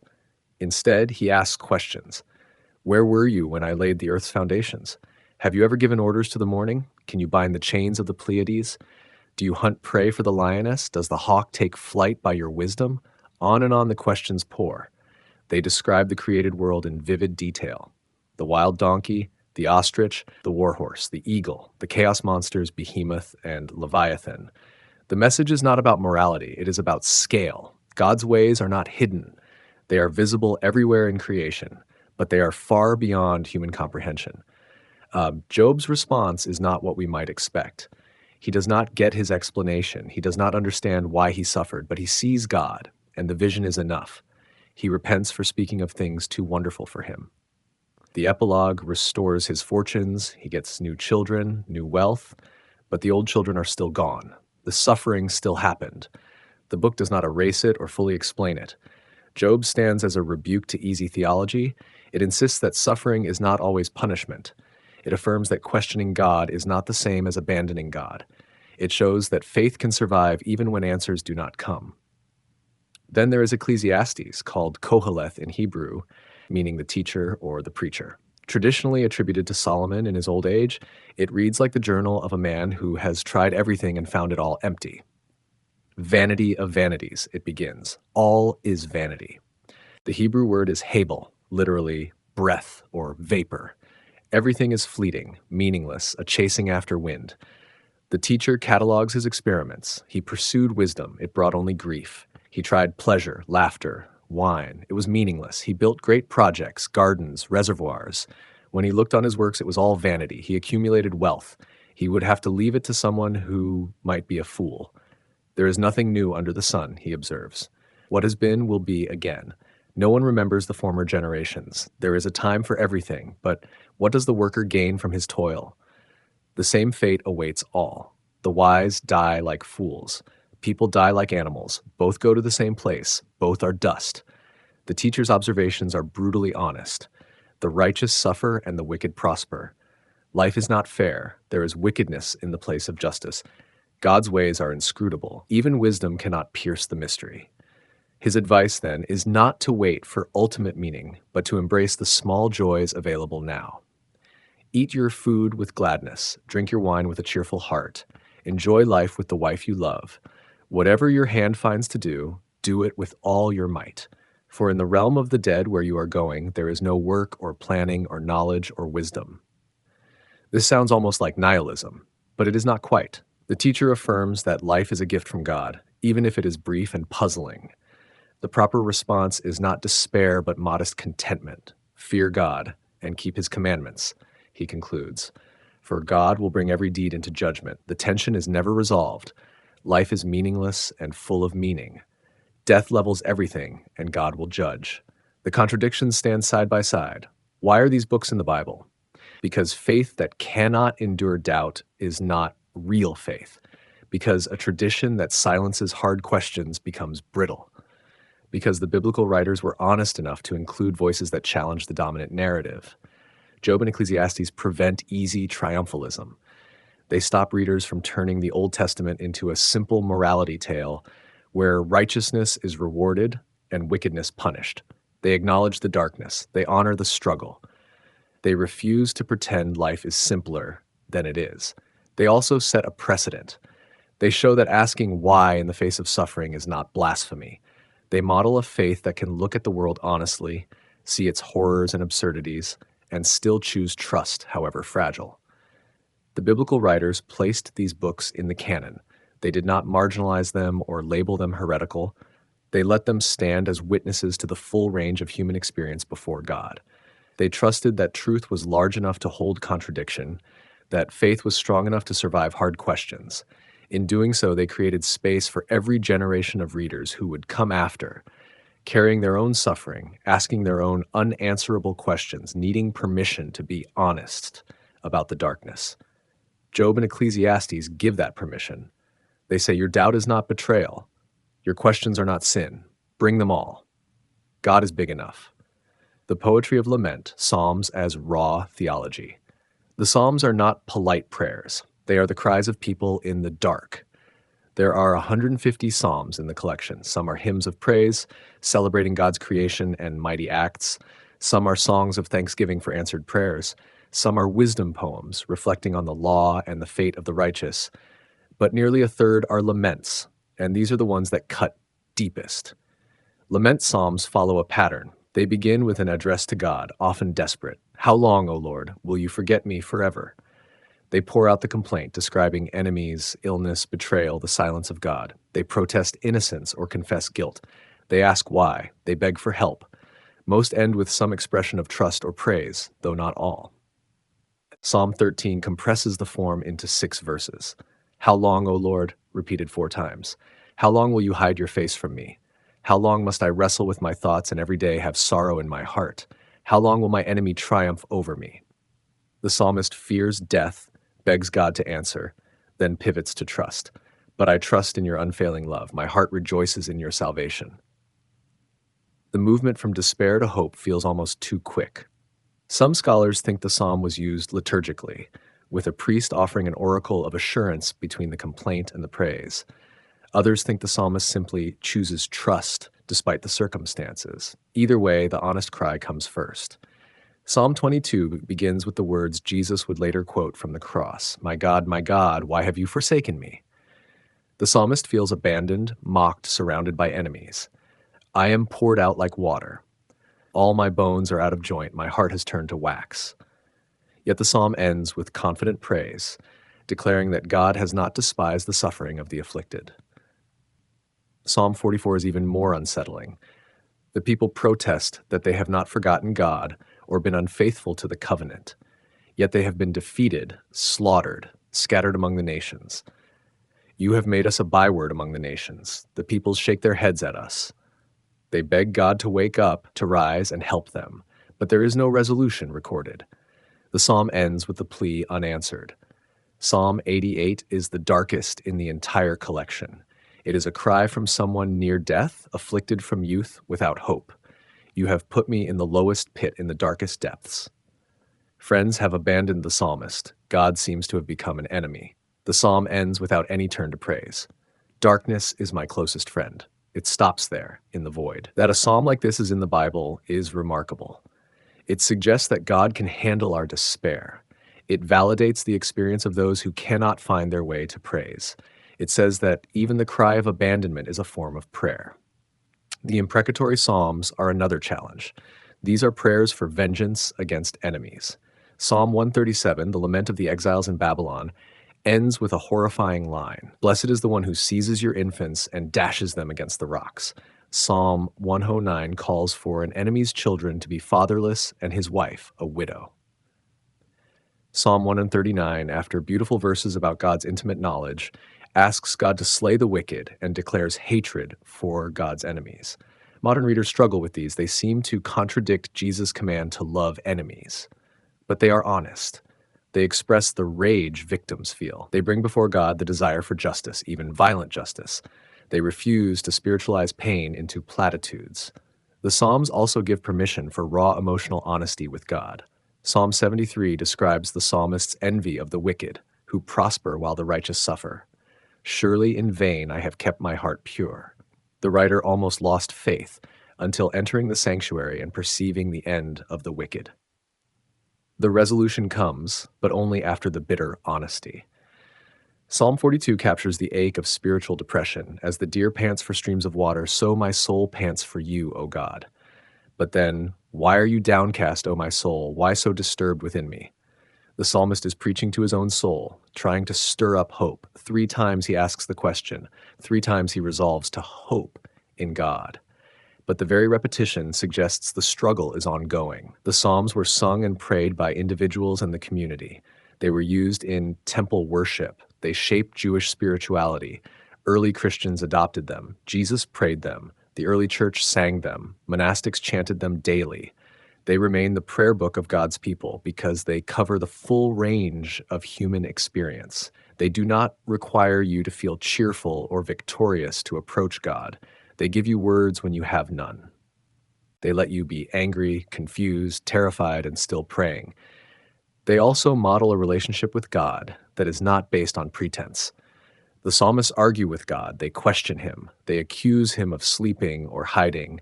They remind him of his promises. This is not irreverence. It is intimacy. You do not argue with someone you do not believe is there. The laments teach that faith is not the absence of doubt, but the refusal to let go despite doubt. They show that bringing your darkness to God is better than hiding in polite silence. They affirm that the hardest prayers are still prayers. The Psalms refuse to resolve every tension. Some end in praise, some end in darkness, some swing wildly between the two. This is honest. Life does not always resolve neatly. The Psalms acknowledge this and give language to it. They are the gift of a tradition that knew suffering, that had been conquered, exiled, scattered, and persecuted. They are the prayers of a people who learned to cry out to God because they had nowhere else to go. They passed these prayers down, not because they had all the answers, but because the questions themselves were sacred. The Psalms are the Bible's way of saying, however you feel, whatever you face, there are words for this. Someone has walked this path before you, and they prayed. The unfinished symphony, the lingering promise. The Old Testament does not end with a climax. It ends with a question. Malachi, the last prophetic voice, speaks to a people who have returned from exile but remain disappointed. The temple has been rebuilt, but it is not glorious. The sacrifices are being offered, but they are sloppy, corrupt. The priests bring blind and lame animals. The people withhold their tithes. They intermarry with pagans. They break faith with the wives of their youth. They complain that it is futile to serve God, that evildoers prosper. God responds through the prophet with both judgment and hope. He will send his messenger to prepare the way. The Lord they seek will suddenly come to his temple, but who can endure the day of his coming? He will be like refiner's fire, purifying the priests. He will draw near to judge sorcerers, adulterers, perjurers, and those who oppress the vulnerable. Then comes the famous promise. See, I will send you the prophet Elijah before that great and dreadful day of the Lord comes. He will turn the hearts of the fathers to their children, and the hearts of the children to their fathers, or else I will come and strike the land with a curse. And there it stops. No resolution, no arrival, just the promise of a messenger, the threat of a curse, and silence. The arrangement of the books varies by tradition. In the Hebrew Bible, the last book is not Malachi, but Second Chronicles, which ends with the Persian king Cyrus issuing his decree. The Lord, the God of heaven, has given me all the kingdoms of the earth, and he has appointed me to build a temple for him at Jerusalem in Judah. Any one of his people among you, may the Lord his God be with him, and let him go up. This ending is less ominous, but equally open. It points back toward the land, toward rebuilding, toward an ongoing story. Either way, the Old Testament ends incomplete. Review the major threads. God called Abraham, promising land, descendants, and blessing for all nations. The promise survived famine, barrenness, near sacrifice, and deception. It grew into a people in Egypt, then survived slavery and a near genocidal Pharaoh. It endured the wilderness rebellion and emerged to take the land. But the land was never fully possessed. Enemies remained. The people cycled through sin and deliverance. They demanded a king, got one, and watched the kingdom tear itself in two. The northern kingdom was destroyed, the southern kingdom followed, the temple was burned, the people were exiled, they returned, rebuilt, and yet remained under foreign rule. Persia gave way to Greece, then Rome. The land was theirs, but not really. The temple stood, but the glory had not returned. The priesthood was compromised. The Davidic throne was empty. The promise of a king from David's line who would rule forever remained unfulfilled. The covenant made at Sinai had been broken repeatedly. Jeremiah had promised a new covenant written on hearts instead of stone. Ezekiel had promised a new spirit, a heart of flesh replacing the heart of stone. But these visions remained future. The prophets had spoken of a day when swords would be beaten into plowshares, like when nations would stream to Jerusalem, when the wolf would dwell with the lamb. Isaiah had painted pictures of a suffering servant who would bear the sins of many and justify the guilty through his suffering. But the identity of this servant remained mysterious. Daniel had seen visions of a son of man coming on the clouds, receiving authority and an everlasting kingdom. But the empires still ruled, the small horn still blasphemed, the people still waited. The wisdom literature had wrestled with suffering, injustice, and the opacity of God's ways. Job received no full explanation. Ecclesiastes found no ultimate meaning. The Psalms swung between praise and lament, often within the same song. The Old Testament presents a story of a God who chose a people, made promises, delivered them, gave them law, brought them to a land, and yet allowed them to fail spectacularly. It shows a God who used even failure and exile to refine and reshape them. It depicts a God who preserved a remnant, who always kept the promise alive through one more generation, one more unexpected heir, one more act of grace. But it does not show that God fulfilling all the promises. The story is deliberately left unfinished. This is not a flaw, it is the point. The Old Testament was not written as a complete, self-contained story. It was written as a prologue, a setup, a series of clues pointing towards something still to come. The early Christians read it this way. They saw the arc of the narrative demanding a climax. They believed that climax had arrived in Jesus. The New Testament opens by connecting Jesus to the Old Testament promises. Matthew begins with a genealogy tracing Jesus back to Abraham and David. Luke does the same, going all the way to Adam. John identifies Jesus with the word that was present at creation. Jesus himself, according to the Gospels, taught his disciples that the law, the prophets, and the Psalms spoke about him. On the road to Emmaus, the risen Christ explained what was said in all the scriptures concerning himself. The early church proclaimed that the Messiah had come, the suffering servant had been revealed, the new covenant had been inaugurated, and the kingdom was breaking in. But even the New Testament does not tie up every thread. It too ends with expectation. The book of Revelation closes with Jesus saying, "Behold, I am coming soon," and the church responding, "Amen. Come, Lord Jesus." The biblical story from Genesis to Revelation is a story of promise and partial fulfillment, of hope deferred and occasionally realized, of a God who acts in history but does not force the ending. It honors human freedom, even when that freedom leads to disaster. It takes time seriously, letting centuries unfold. It is patient in ways that frustrate readers looking for tidy conclusions. The Old Testament, then, is not a complete work. It is an invitation. It lays out the problem: a good world corrupted, human systems failing, even God's chosen people unable to keep covenant. It establishes the pattern: God choosing the weak, preserving a remnant, speaking through prophets, promising redemption. Then it waits. It leaves the reader staring at the horizon, looking for the messenger, listening for Elijah's voice, wondering when the king will come, when the servant will appear, when the promise will finally fully be kept. The Old Testament's power lies partly in its refusal to conclude. It forces every generation to ask, what now? The promise has been given. The covenant has been made. The prophets have spoken. The writings have been preserved. Now, what will you do with this story? How will you live in the tension between promise and fulfillment? Will you keep hoping, keep watching, keep faithfully waiting?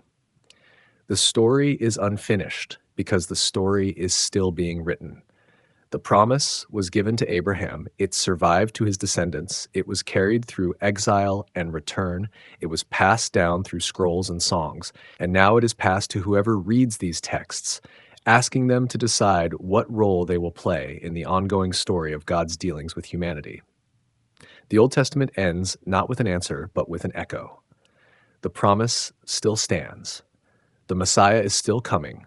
The kingdom is still at hand. The final chapter remains to be written. And so the people wait, as they have always waited, caught between memory and hope, between what God has done and what God has promised to do. The symphony is unfinished, but the theme has been established, and the final movement, the tradition claims, is coming soon.